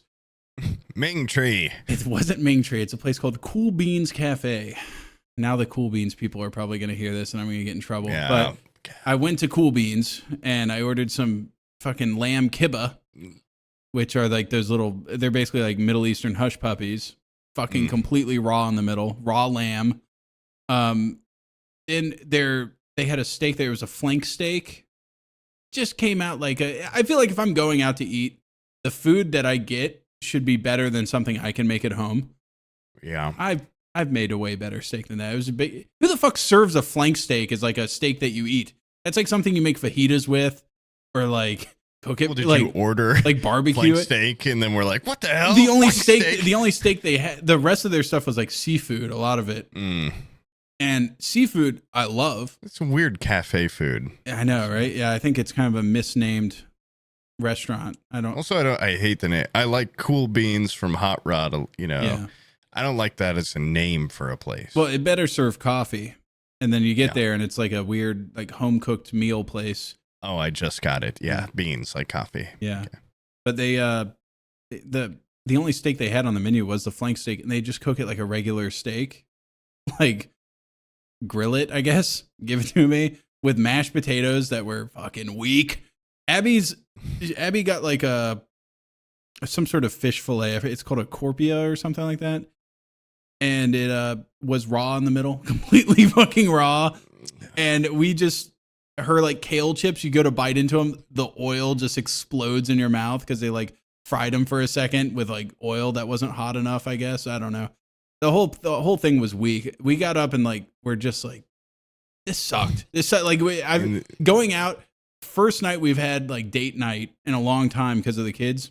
Worst fucking meal I've ever had and paid money for. It stinks. Yeah, and now you're gonna like not trust those people ever again. Yeah, and it would be one thing if mine rocked and Abby sucked because she ordered seafood and could have been just an off night. Yeah, well, I feel like good seafood is a 10 out of 10, but you can very easily take that same fish fillet and make it a 1 out of 10. Like the variance in quality on seafood is incredible. Steak, I feel like the worst a steak can be is a 7. And this was right there at a 7. Like, it was barely skating over 7. Nice 7 out of 10 steak. But after we had that dinner, then we went home and it's just like completely empty, quiet house. And she's like, I guess I'm just gonna watch TV, I guess. I'm like, okay, is it all right if I go downstairs? And she's like, yeah, that's fine. And my purpose is she's just sitting there like just so like quiet. I go downstairs, I have a blast like playing games. I come upstairs to grab something to snack on. She's just still in the living room, just like TV off. Yeah, like a Stepford wife, just like waiting to activate. Like, when are the kids gonna be home? She is going to have empty nest syndrome so fucking bad. Oh yeah. It's gonna happen. Because they're like similar ages too, so they're gonna leave at the same time, and then Abby's gonna kill me and kill herself probably. That's my future. Maybe by then you'll be in Colorado and or somewhere, and maybe she'll have some hobbies like hiking. Yeah, or she'll have some purpose outside of being a good cooking mom. new meals. Yeah. Yeah, the whole time I was eating, kids are gone. The whole time I was eating at Cool Beans, I was like, meals. We could have stayed home and you could have cooked me something better than this shit. God damn. No need to stop making 3 meals. Okay. Just put them all on one plate now. Yeah. I'm going to go easy on you, honey. You get breakfast, lunch, and dinner all done at the same time. Give them to me all at once. Empty nest syndrome feel better. You're going to have to take care of me. Yeah. You're going to still have to take care of me big time. Well, then today I was like, I'm going to work a little bit and then I'm going to go up there and hang out with her, have some lunch and stuff. Then you called me and you're like, you want to do a podcast today? And I was like, oh, okay, I'll do a podcast. I went up there and told her, and she was like, oh, okay. And I was like, I'm gonna. She was watching like some TV show, Castle, I think, like with Nathan Fillion, yeah. just like lady, like meaningless television, like Law and Order, where you just kind of like, Yeah, my grandma loves Castle. Yeah. It's like Supernatural, where it's like Castle. it's passably good enough to just watch. And when I came back out to get my Dr. Pepper, I poked my head up there, and she's still just in the living room, like, what the fuck is, like, what do I do? This is like the most boring day of my life. So She would not last a day in my life, in my world. Filling meaningless time, expert. Really? Well, I'm always up to something. I'm always doing something. And she's like, are you ever going to come up from down there? And I'm like, I'm busy. I'm working on things. I'm toiling. I'm editing. I'm scheming. I'm plotting. And yeah, I think she definitely needs like something activity. Yeah. Like a something. You should give her a task. I should, you know what I should do is, so Madeline was really into Minecraft, right? Mm-hmm. Went and saw the Minecraft movie. She loved it. And I think the problem with like default Minecraft is it's you have to make a lot of your own fun. And she has imagination, but she doesn't have, I guess, active enough imagination to like really construct the things that she wants in Minecraft. You literally have to construct your fun. And so I was watching some friends on Discord doing All the Mods 10. It's a big mod pack on CurseForge. If you guys have Minecraft, download CurseForge and look up All the Mods 10 and install that thing and go play it. It's incredible. It's like 400 and something mods in one mod pack. And I'd say like it's called like Better Minecraft or something, where you get like quests and it's just like more visually. I like got on it that last time I tried playing, and like there's like pirate ships with pillagers on it and like spires everywhere and stuff, and like big mushroom castles. Yeah, that's exactly the type of stuff. That sounds like exactly what All the Mods 10 is. And we Stalt ordered that like server for me to do the Minecraft server. Oh yeah, he hooked me up with a nice 12-year contract or 12-month contract. Jesus Christ. No, not 12 years. A 12-month contract for the Minecraft server, and it's like $350 a month or something. It's insane. Good God. And 12 years. 12 years. Oh, more podcasts. We need podcasts for 12 years. And I'm supposed to be hosting like community stuff, but like I got to keep up with my editing. Like I got other things to edit. I can't just constantly be doing community servers. The heist video. Yeah. So by the way, we need to talk about that. Don't give off. That's a lot of editing. Oh my God.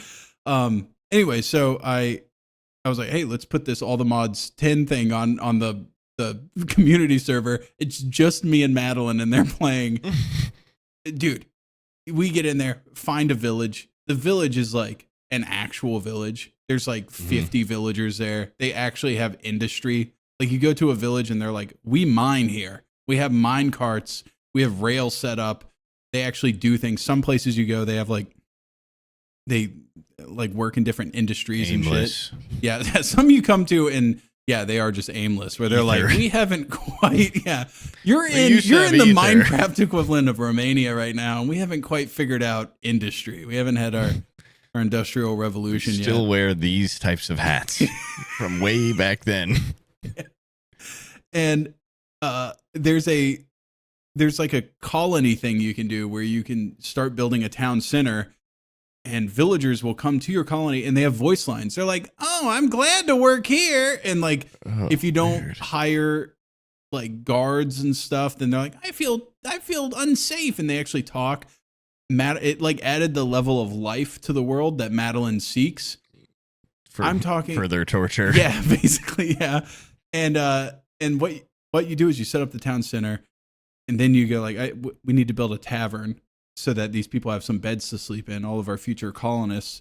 And when you set up the perimeter of what you want the tavern to be and what you want it to look like, then you hire a worker and he starts building it, and you have to bring him supplies, and then he builds it, and you can watch him build it. It's cool. And the only thing he needed was like a bunch of oak planks. So me and Madeline are like, okay, I'm like, hey, we need to go on a quest for some oak planks. And that was like, we went on like a 4-hour journey for oak planks. It was incredible. We left on a ship out into the water. We come across a pirate ship. The pirates are voiced. They're like, "Arr, you're on my ship, you fucker. What are you doing here?" And we got into like a big fight with them, stole all their booty off their ship. Incredible time. Come back with no oak. With our inventories completely full. Oh, with so many memories. Yeah, so many memories, so much fun. Then, this is Sunday. She goes upstairs, refuses to clean her room, has an absolute meltdown, won't clean her room. Abby, so frustrated, grounds her for 2 weeks from Minecraft, which means I get grounded from Minecraft. And now I'm like, I was like, as a parental unit, this is what you do. When the spouse says something to the kids, do not undermine them. You cross your arms and you go, yeah, what mom said. 2 weeks from Minecraft, you dumb little shit. You should have cleaned your room. And then when me and Abby, we put them to bed and then we went to our bedroom, I was like, 2 weeks from Minecraft? Are you fucking insane? Do you understand? I don't get to play now for 2 weeks. Are you fucking kidding me? And what did I do? What did I do? What the fuck did I do? And so now, like, every day I go, man, wish we could play Minecraft. Wouldn't that be fucking fun? Also kind of look up at Abby. Cleaned our rooms. Good going, Madeline. Now my fun's bitch, fucking. Why didn't you clean your room? Do you know what you've done to me too? Yeah. And I think it bothers me more than it bothers her. She's just like, no, that shit's cool, but I didn't clean it. Oh well. Like, it doesn't seem to phase her. I'll be there when my time's up. Yeah, they'll be waiting for me. And so I think in between the time that she got grounded to, it's now been a week. In that time, I have another week to figure out how to make the lava chicken shack from the Minecraft movie. Yeah, build that for. Might need some help on that. There were some people on Twitter that were willing to help out, but I might whitelist some of you guys. Help me construct it because this thing it's really master builders. Yeah, I need some Lego master builders. Jack Black level builders. Yeah. And God, you know what I told her would be a great punishment for the future? I said, wow, that Minecraft one, that was good, baby. You strapped to a chair to play Minecraft for a week straight. No, I'm like, kids don't, like, you take away something like that, but then don't show them what they're missing out on. You take away Minecraft from a kid, they turn around and just pick up a doll and go like, wee! Like, they'll have fun with anything. They don't care. After dinner, you've probably seen them do it whenever you're over. They're like, we getting dessert? Is there dessert? Are we getting dessert? When's dessert? Did I eat enough dinner for dessert? Yeah. What we should do is that when they fuck up, you go, you're not getting dessert for 3 nights. And then we give Olivia on those nights. Oh, yeah. Oh, absolute. Like, big ass desserts. And you guys all cheers your little desserts together. Because Olivia would get the memo. I wouldn't have to coach her or nothing. She would just eat it and go like, oh, Madeline. Oh, this donut is delicious. It's the best donut I've ever had. Have dessert or Minecraft. I'd probably kill all right, the children I'm talking about. I'd probably kill myself in Minecraft if I could play it. No, I think you know what's funny is I think taking away dessert and then having the other kid gloat how good the dessert is in front of them. I think that would be like a scarring. That teaches that kid like a bad lesson too. But I'm sure there's psychologists that are watching this that are like, that is not the route to go. You didn't solve it. But as a fat kid, dude, that would fucking eat me alive if they said no dessert and then my brother got dessert and ate it in front of me. Oh no! It's all wrong. That does seem. I think it would. Those kids really like their dessert. I think you might have something, or just like bring her down when they're back and like play Minecraft near her and be like, no, you can't stand right next to me and watch. You can't help. Watch. No talking. I was thinking about inviting all my friends on Discord onto my Minecraft server and just making like a 5-minute video of us just going like, whoa! whoa, like riding around on boats and like having Show it to her on an iPhone. Yeah, and then I was gonna have like everybody just independently going like, oh, "This is so much fun. Where's Madeline? I heard this is her village, right? Thank God I clean my room and eat my vegetables. This is so great, dude. I did what my parents asked of me, and now here I am, and I'm having a blast. Guys, do you want to scar a 6-year-old girl? I need to get 200 of you from Discord to get on my Minecraft server and go, whoa, where's Madeline? This is awesome. And then we go on a couple adventures together. And this is even better than the other adventures. Wow, 2 pirate ships. Oh my God. Double the loot. Yeah. You guys are my new daughters.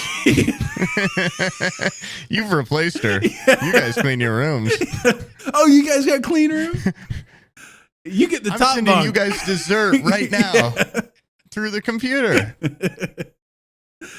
That would be awesome. If you don't ground me when that Oblivion remake comes out. Segue. Dude, I'm kind of on the fence about that.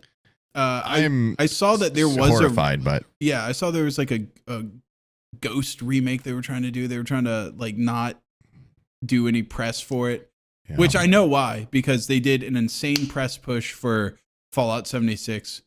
It crashed and burned. They did a huge press push for Starfield. It crashed and burned.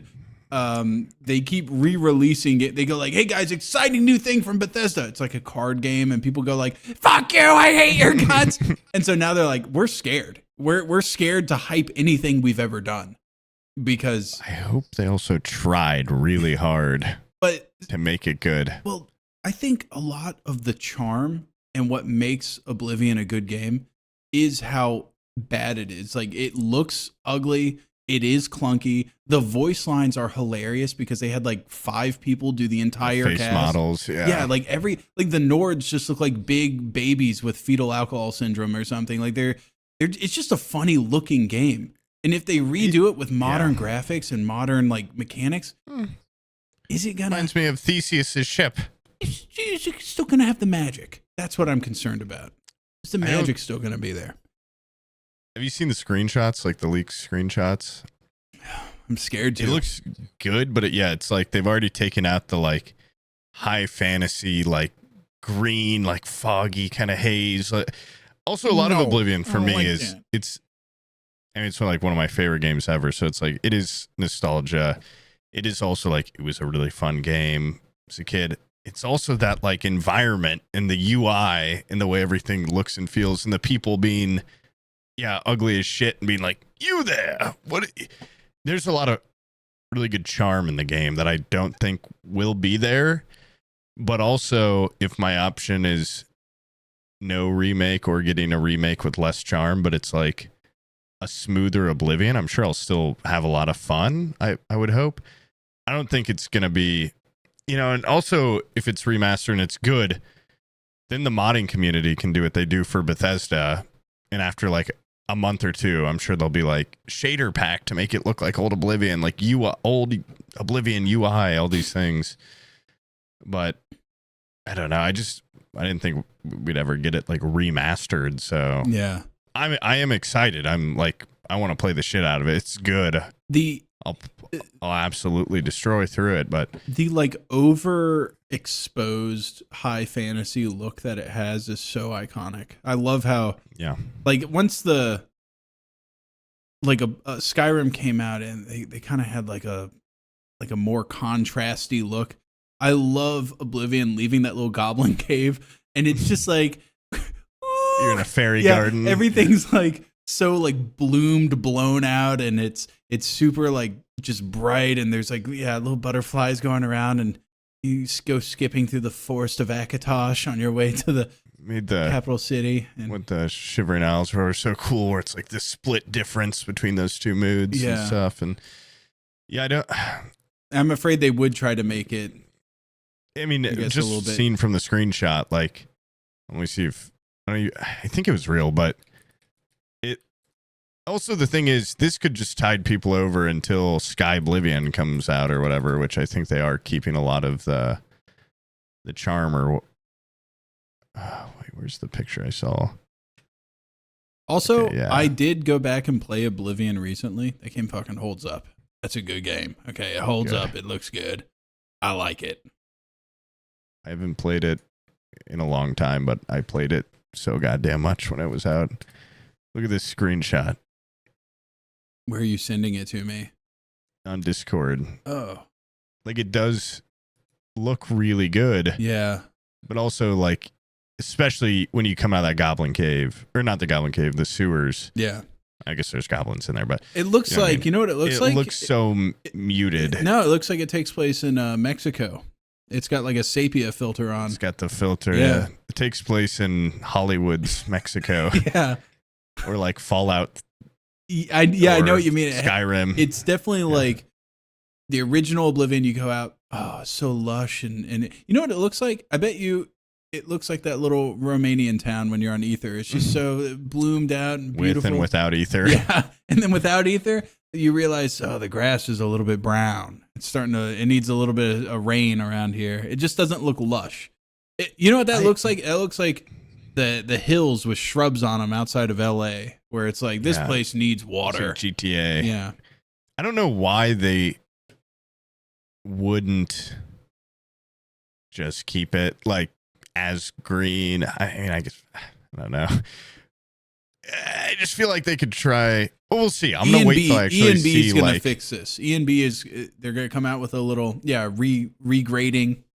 Yeah, make it pretty. So I'm really hoping that was for the that. first Like, thing if I it did on has Fallout 3. Better combat and stuff. Sure, I'll take it. Yeah, I liked it. I mean, I was a stealth archer, so the combat never super bothered me because I just shoot a bow a lot. You want to know what bothered me? You know what was a big little thorn in my side for the Elder Scrolls games? They had the perfect poison apple in Oblivion. And the mechanics for it were great because, like, you just put a poisoned apple down on the table, and if you pickpocketed someone and took all their food away, eventually they're going to pick up that apple and eat it. And in Skyrim, like, the poison apple mechanic wasn't the same. You had to, like... They got rid of a lot of cool... Yeah. Or, like, spell crafting. You had to, like plant the poison apple on them, and then they just automatically ate it, or they got like injured as soon as you put it on them or something. But Oblivion was, you'd give it to them, you had to wait for them, that you would see them pull it out and be like, oh, big apple. And then they would go, ugh. Felt alive. Yeah. Felt real. The cities of people that were really ugly and sounded really dumb. Well, their death animations were so great too. When they ate that apple and then they just went stiff as a board and and the little red smoke went around them from the apple. I don't know why that was, like, the poison effect. I really hope they keep, like, the skills that they got rid of, like unarmed and acrobatics. Oh, dude. I just love being able to jump, and then you could literally go and then land backwards. You want to see a maestro of leveling up acrobatics? You talk to me, okay? I jump. I don't ride horses. I don't run. I just jump. I skip my entire way from city to city. Wee. It was so fun. Yeah. Getting heavy armor and then going down into that. I think it's like the first, like, fighting guild quest where there's like 10 rats in a basement. And you just sit down there with heavy armor on and let them beat the fuck out of you and level up your armor skill. I see. I wasn't that wise. I did do the paintbrush duplication glitch. And if you drop paintbrushes, you could stand on them, and you could place them and place them and place them. And in the Imperial City, you could skip right to the final boss by, like, making a staircase of paintbrushes. Of paintbrushes and then jumping through the ceiling. That is a much more productive way of using the duplication glitch, because what I did was I went to Kvatch and I filled up that entire cathedral with wheels of cheese, and then I wasn't able to go back to Kvatch ever again. And I was like, wow, I'm glad I finished that quest, because that place is just like a lot of cheese there. I can't go back. I tried to load it and it'd be like, too much cheese. It's too much. We're crashing your shit. The crazy thing is, this could come out in like a week. This game could come out before this episode's public. What the hoot? Which is wild. Are you goofing? I think it's supposed to be before the end of this month. Really? That's you goofing? The leak claims. No. Man, I'm actually going to be really pissed if it comes out and it's not like just its own download. Like when it's hard to explain. Like Fallout London, when it came out, you had to own. I don't even think you had to own the game. You just go to falloutlondon.com and just download it, and it would install. Boom, you play it. There was a Skyrim giant mod thing that basically installed like 1,000 mods onto Skyrim, and it took me like 4 minutes to just do a loading screen. Like it was so ridiculous. You still ran off the base game, and then all those mods ran on top of it, and it made it unplayable. I think it's going to be its entire own. If it's its own remastered, thing. new Steam thing, like. I think it's made in Unreal Engine 5 or something. It's not even the same framework. So I don't think it's not going to be like a mod pack for Oblivion. Okay. Well, as long as it is Which its means own... it's going to be like probably $60, $70 or something. Yeah. I'll pay that money. I'll pay that blood money easy. I don't care. It's Oblivion. It's like my childhood dream coming true. Hey, and dude, now if it sucks, you know what my goal was when I started doing this as a job? I said, I'm going to make YouTube videos so that the money I make from them can pay for the games that I want in the future. Viva la video games. that was my only starting goal. Was like, when a new game comes out, I would love to be able to buy it, and then when I make a video on it, it pays off that game. How cool would that be? That'd be like free gaming. Those were lofty goals. Yeah. Hey, dude, if you set your expectations at a normal level, it's easy to surpass them. It's true. Yeah. Aim for the moon and you'll land on the stars. That's why Elon Musk should have just made a company that's like, oh, we specialize in making 3-inch penises, 4-inch penises. He would have been fine. We make lighters, not flamethrowers. Yeah. Holy shit, a flamethrower. Yeah. That's cool. We're going to make go-karts. What? Cars? Shocked you with that one. Yeah. That's why we aim to make a podcast you can listen to 5 minutes of. Whoa, 20. I make it through 20 of this. Okay. Shaboing. Now they're proud. Now they're impressed. Yep. Dude, you set your expectations low, you'll blow them out of the way. You'll feel like Superman, because it's like, I didn't expect that. That guy stayed for 20, 25 minutes of this, what I thought was 5 minutes of listenable podcast. That's incredible. We're like superstars. When I was a kid, 4th grade max. That's it. That's all you got out of me. 5th grade comes around. Now I'm the golden kid. Overachiever. I'm genius. Yep. Yeah. I'm going to probably get F's in every single class. I'm fucking thinking. C's? B's? An A? Okay. Okay, Einstein. Yeah. I called them fantastics and delightfuls. And my mom, she was so mad. And then when I called him that, she laughed. And once I could get her to laugh, the anger went away. Yeah. Yeah. But the disappointment was still there. Yeah. Okay. Yeah. You win this one, you fat little idiot. Little dumbass bitch. But you've dissipated my anger with your incredible humor. Now you better. God, you are funny, but you are stupid. You're stupid. And you don't look like John Hamm. You're going to go nowhere. Don't do anything truly evil, because they will not forgive you. They will destroy you. That's a very important lesson I think everybody should learn. It's like, when you look at the mirror, are you capable of claw hammering someone's balls and getting away with it? If you're not, if people don't look at you, if you don't have women coming up to you trying to date you, you cannot claw hammer someone's balls. You probably can't even fucking kill a fly. No. Because people will be like, kill her. Kill a animal abuser. They want a reason to hate you if you're grotesque. It's just true. I mean, look at Haley Joel Osment. Yeah. He did one badass thing, and here we are, raking him over the coals. John Hamm literally raked a guy over the coals, and we're like... Mad Men school. Mad Men. Yeah. And then he pivoted into comedic roles. Yeah. He's pretty funny, Rocky Dennis, I think, the guy with the elephant man face. He was supposed to be a sweetheart. But imagine if he was just like a regular guy that was like, I was just born ugly. People they'd treat him like shit, but he's supposed to be like such a gentle, kind soul. You know, that's another lesson. If you're that ugly, you have to really, really be good. That must suck, because I feel like a lot of people are born with just like a little bit dark of heart.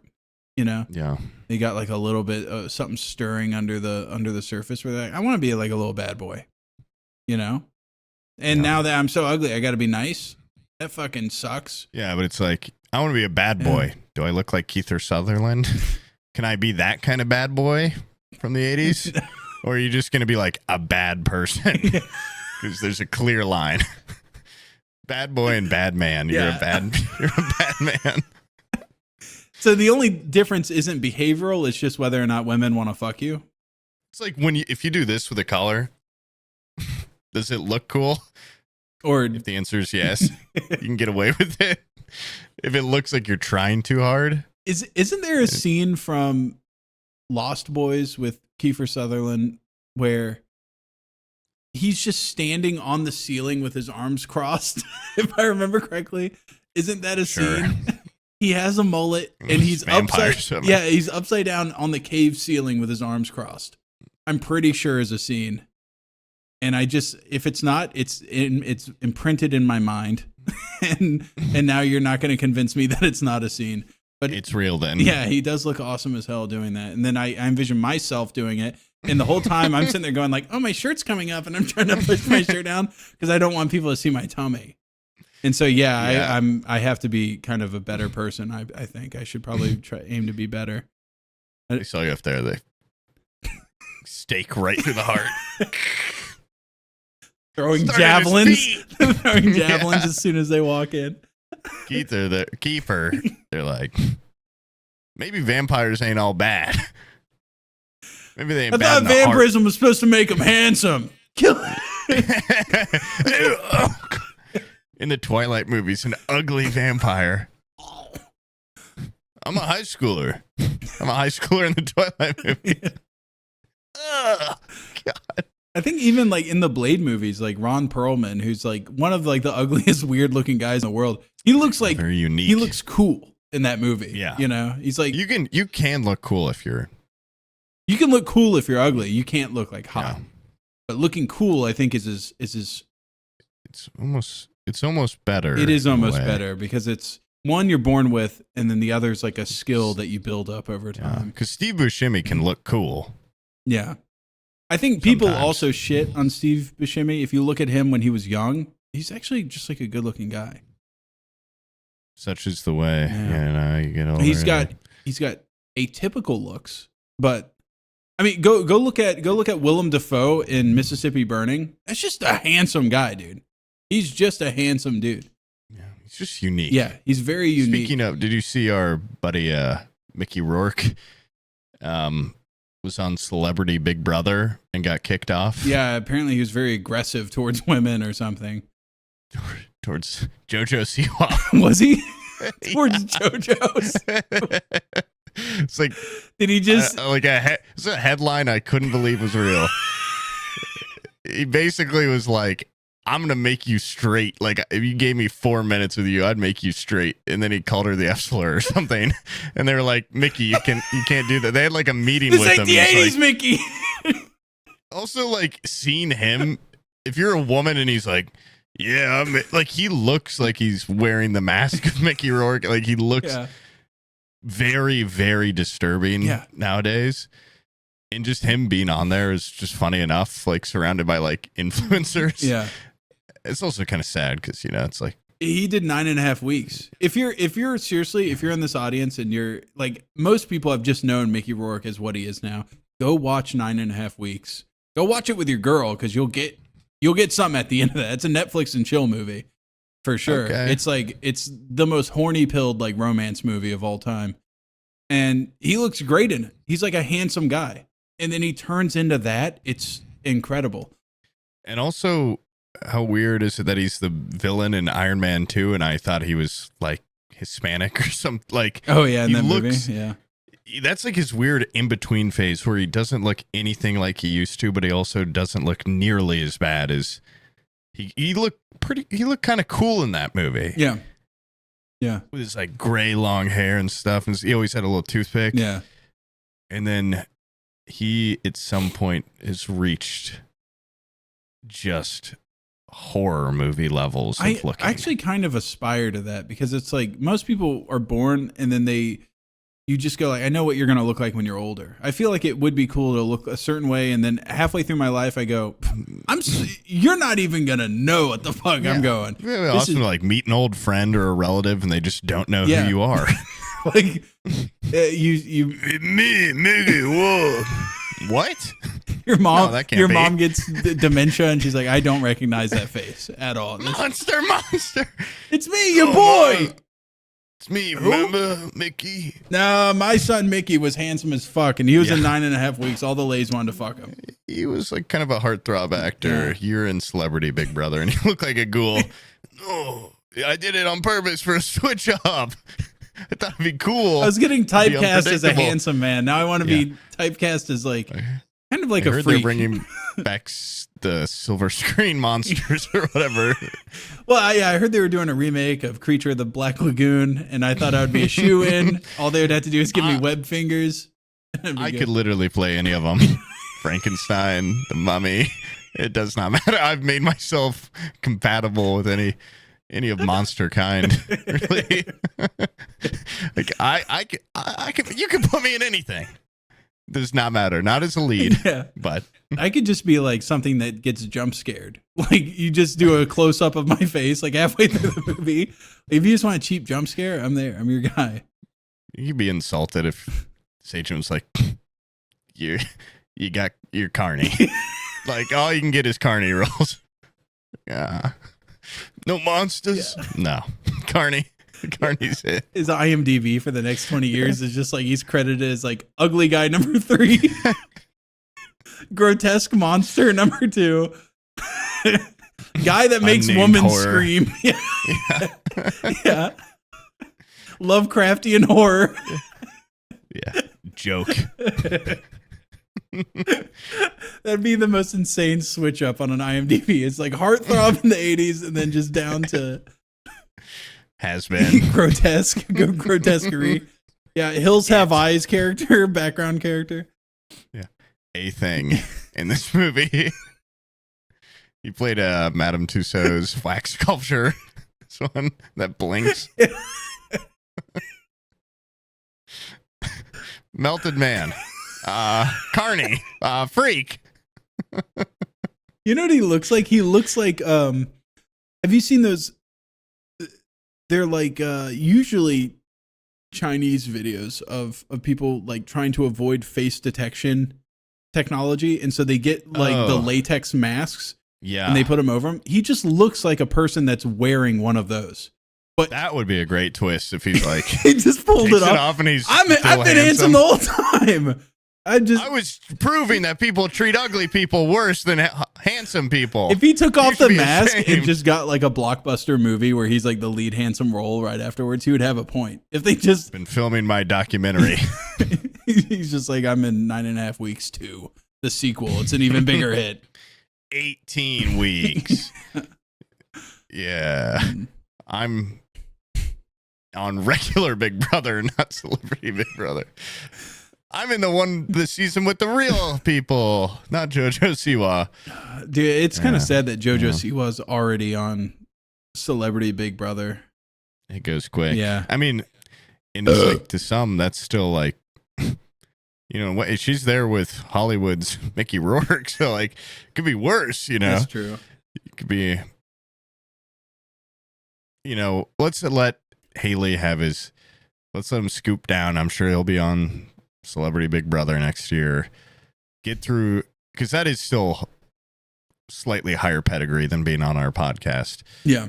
Let that trickle down. But once he's on, he's going to call JoJo Siwa first a Nazi and then the K word.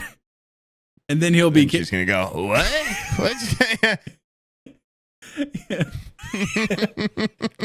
What's her fucking dance where she like stomps and goes like... Oh, yeah. The infamous JoJo Siwa dance move where she... It's like just so funny looking. It is. Yeah. We should see if we can get JoJo Siwa on and then just have her costumes on. Like when she shows up, like the glitter and everything, the big combat boots. That'd be cool. Yeah, we should start poaching from the Celebrity Big Brother circuit. You guys seem like you'd come on here. You guys seem like you're at like 2 months away from being homeless. Like you really need to make the ends meet. You run your own email, Yeah. right? We need people that don't have like a person running their email. We need to hit them directly with our awesome proposal. I wonder at what point do you get someone that runs your email? I know I have colleagues that have someone that runs. We know yeah, people we know that do people that. that do that. But if I had someone run my email, I wouldn't get all those great emails about documentary stuff. That Eric guy wouldn't be able to ride into the show. It's important that you answer your own emails. It feels like a big leap into not being involved. Yeah. It's like one. Yeah, you're just at that point having a manager just feels You're weird. unreachable. Yeah, How does someone reach that's you? how you get out of touch. You know. Yeah. I want to be out of touch. Although I don't appreciate you guys signing my fucking email up for like furry porn websites, and then I get these emails that are like, you need to confirm your account, and then I click on what the fucking confirmed account is for, and it's for like weird porn websites every time. It was funny the first couple times, and then Yeah, Abby, if you're listening, the viewers are signing me up. Guys, stop that. funny bit, guys, real funny bit. All those porn websites you guys keep signing me up for. You, You hear that, guys Abby? are rascals. You're rascals. All right, clip this, put this on TikTok. all those shipments, okay? Stop sending those to my house, okay? All those sex dolls, Yeah. VR headsets. Please stop. Haptic feedback suits. Yeah. Abby, what is this? I swear to God. You've seen that video where the guy's like orders a bong and his mom opens it. It's It's supposed to be an vase. Xbox. Yeah, it's supposed to be an Xbox pass. I mean, an Xbox remote. He's the worst fucking actor in the world. Yeah. Oh my god. What the heck is this? I've never even seen I this think it's before. like a vase or something. I think it's like an ether holder or something. It's a bong, like the mom says it. Like Yeah. it's so funny too, because Oh. like now that I'm a parent, my kids try pulling shit on me where I'm just like, I was a kid I'm too. a fucking idiot. Yeah, what am I, stupid? And like Olivia fucked up her foot, and then she hates going to school, and so she messed up her foot, and then stayed up the entire night going, "Oh, my foot!" Oh, and at first I was like, "Dude, her foot's really fucked up." And I went in there and like laid with her, and I was like pushing on the bottom of her foot. I'm like, "Does that hurt?" And she's like, "No." I'm like, "Okay." Now I put like my hand on the top of her foot. I was like, "Pull towards my fingers." She's like, "That doesn't hurt either." And I'm like, I grabbed the foot and like moved the entire ankle joint. She's like, "That doesn't hurt either." And then she goes to get up and she's like, "Oh, I can't. Oh, the agony." Not to cut you off, but we did talk about this. Oh, we last did? episode Okay. in great detail. Yeah, in great detail. Yeah, she fucking hammed it up in order to get out of going to school. That worked for like 4 days. She didn't go to school. Yeah. And when we sent her back, like nothing happened. That little bitch would crawl on her hands and knees and then get to her bike and ride her bike. Yeah, you took her to the doctor, Yeah. and Nothing. the doctor said, "No more kids jumping on the bed." Yeah. And I forget what we started this from, but Oh, kids trying to trick people Oh, or yeah. their parents Yeah. because the Oh, bong yeah. kid. I just know when they're teenagers, they're going to order something like that, and I'm going to have to. So you turn it on, and go, "What's a bong, mommy? Why do you know what that is?" And then they're in trouble. Yeah. Did you order this, mom? You bitch. What'd they say if I just took it and was like, "Oh, sweet, a free bong"? And I just. Yeah. Oh shit. Cool. I'm gonna rip it down in my room. Well, I can do that. I'm an adult. Because you don't have a bong. And if I even see one apple missing, okay, I'm gonna know what you did. Fine. You're gonna watch me blow through this. Go through their room looking for drugs and then take them in front of them. Oh, I found your weed, dummy. Oh, you think this makes you so cool? Watch me get really high and get scared.